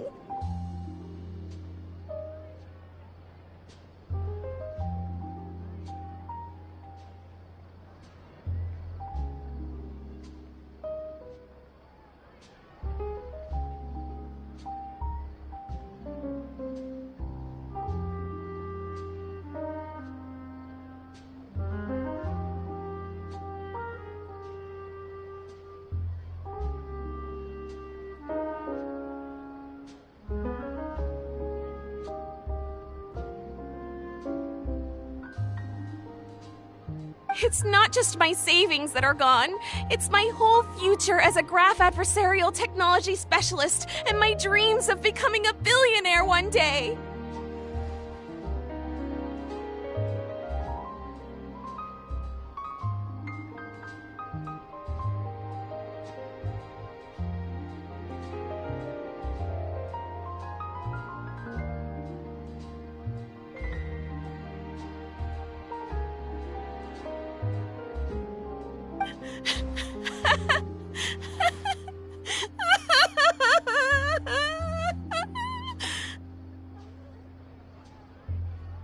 My life is over.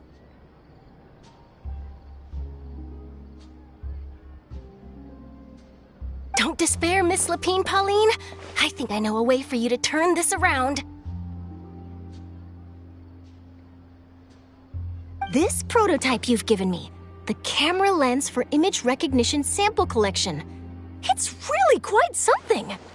You said you designed it specifically for high-fidelity image capture and analysis, yes?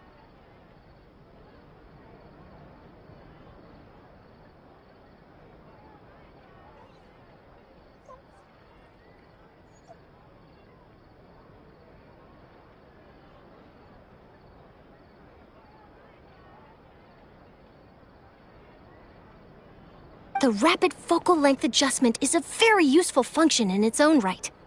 It's sure to make many journalists' jobs much easier. In fact, I'd say it has the potential to revolutionize Fontaine's news media.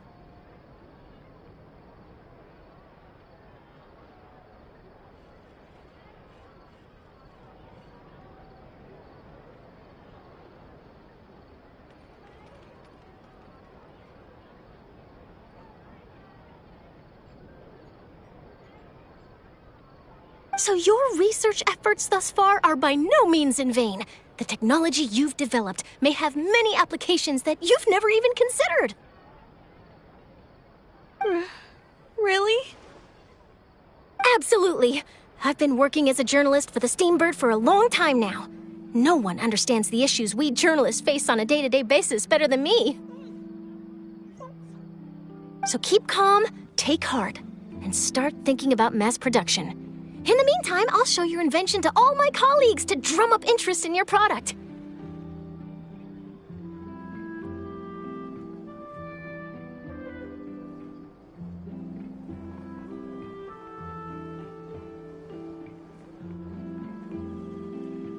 I can't believe it!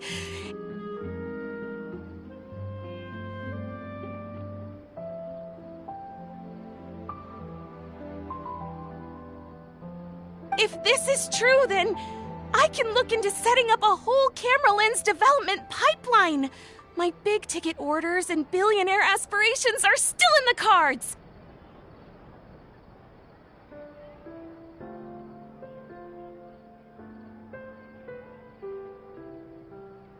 Oh, maybe I should consider taking out another loan. That way, I can rapidly improve the lens production process, be the first to market, and prepare to battle for dominance in the camera industry.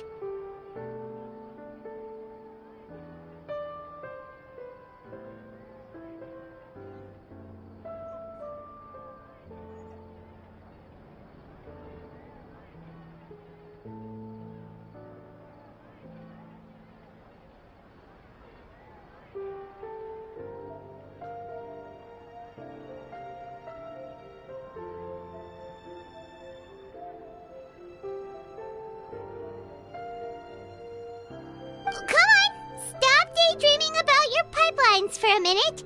Just take it one step at a time and see how it goes. There's no sense in putting all your eggs in one basket before things are even off the ground.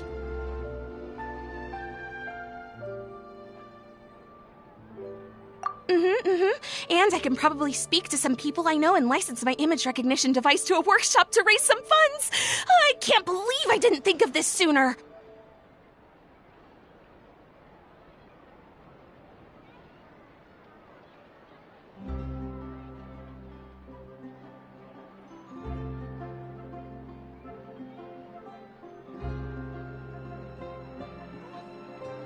There's no time to lose. I need to get to work. Early bird gets the worm.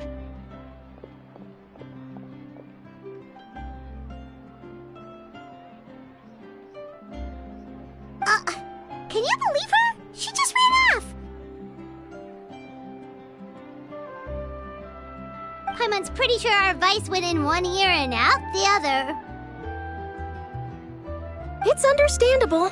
When inspiration and passion strike at the same time, it's all too easy to throw yourself headfirst into your work and forget about everyone around you. A lot of journalists are the same way when they're first starting out.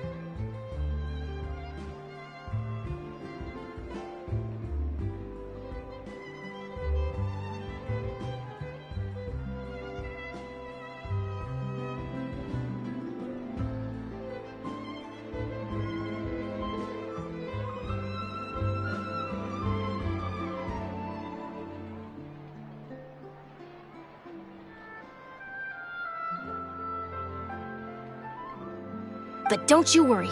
I'm gonna write an article on all this, and I'll be checking in on her regularly.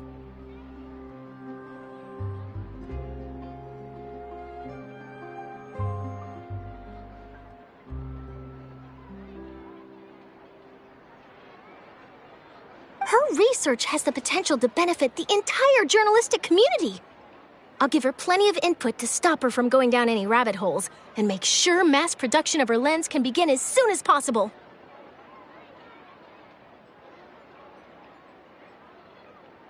It's reassuring to know that you'll be looking out for her, Charlotte.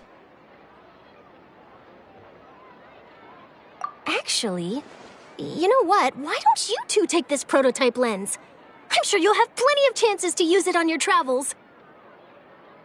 It takes the right person to get the most out of a new technology. In your hands, it's sure to capture some amazing sights. Thanks a lot, Charlotte. What a nice surprise! We were just curious about what you guys were talking about. Totally didn't expect to get a free gift out of it. You're welcome. I got something out of this too. The beginnings of a very interesting news story. The boundaries between real news reports and news-like fiction must not be blurred, even when there's a compelling justification for doing so.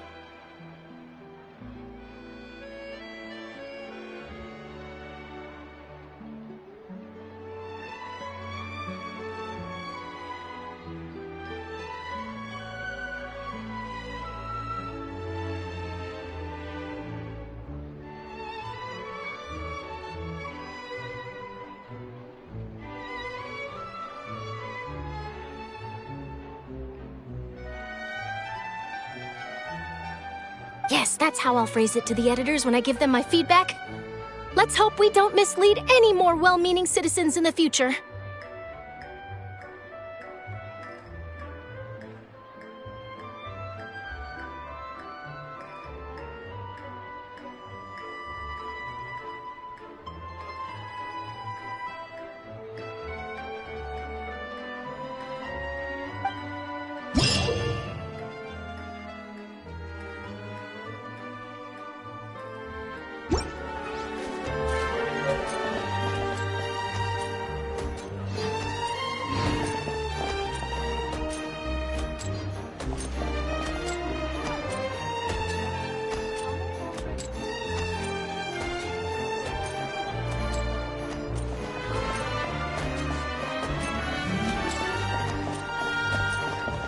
Yeah.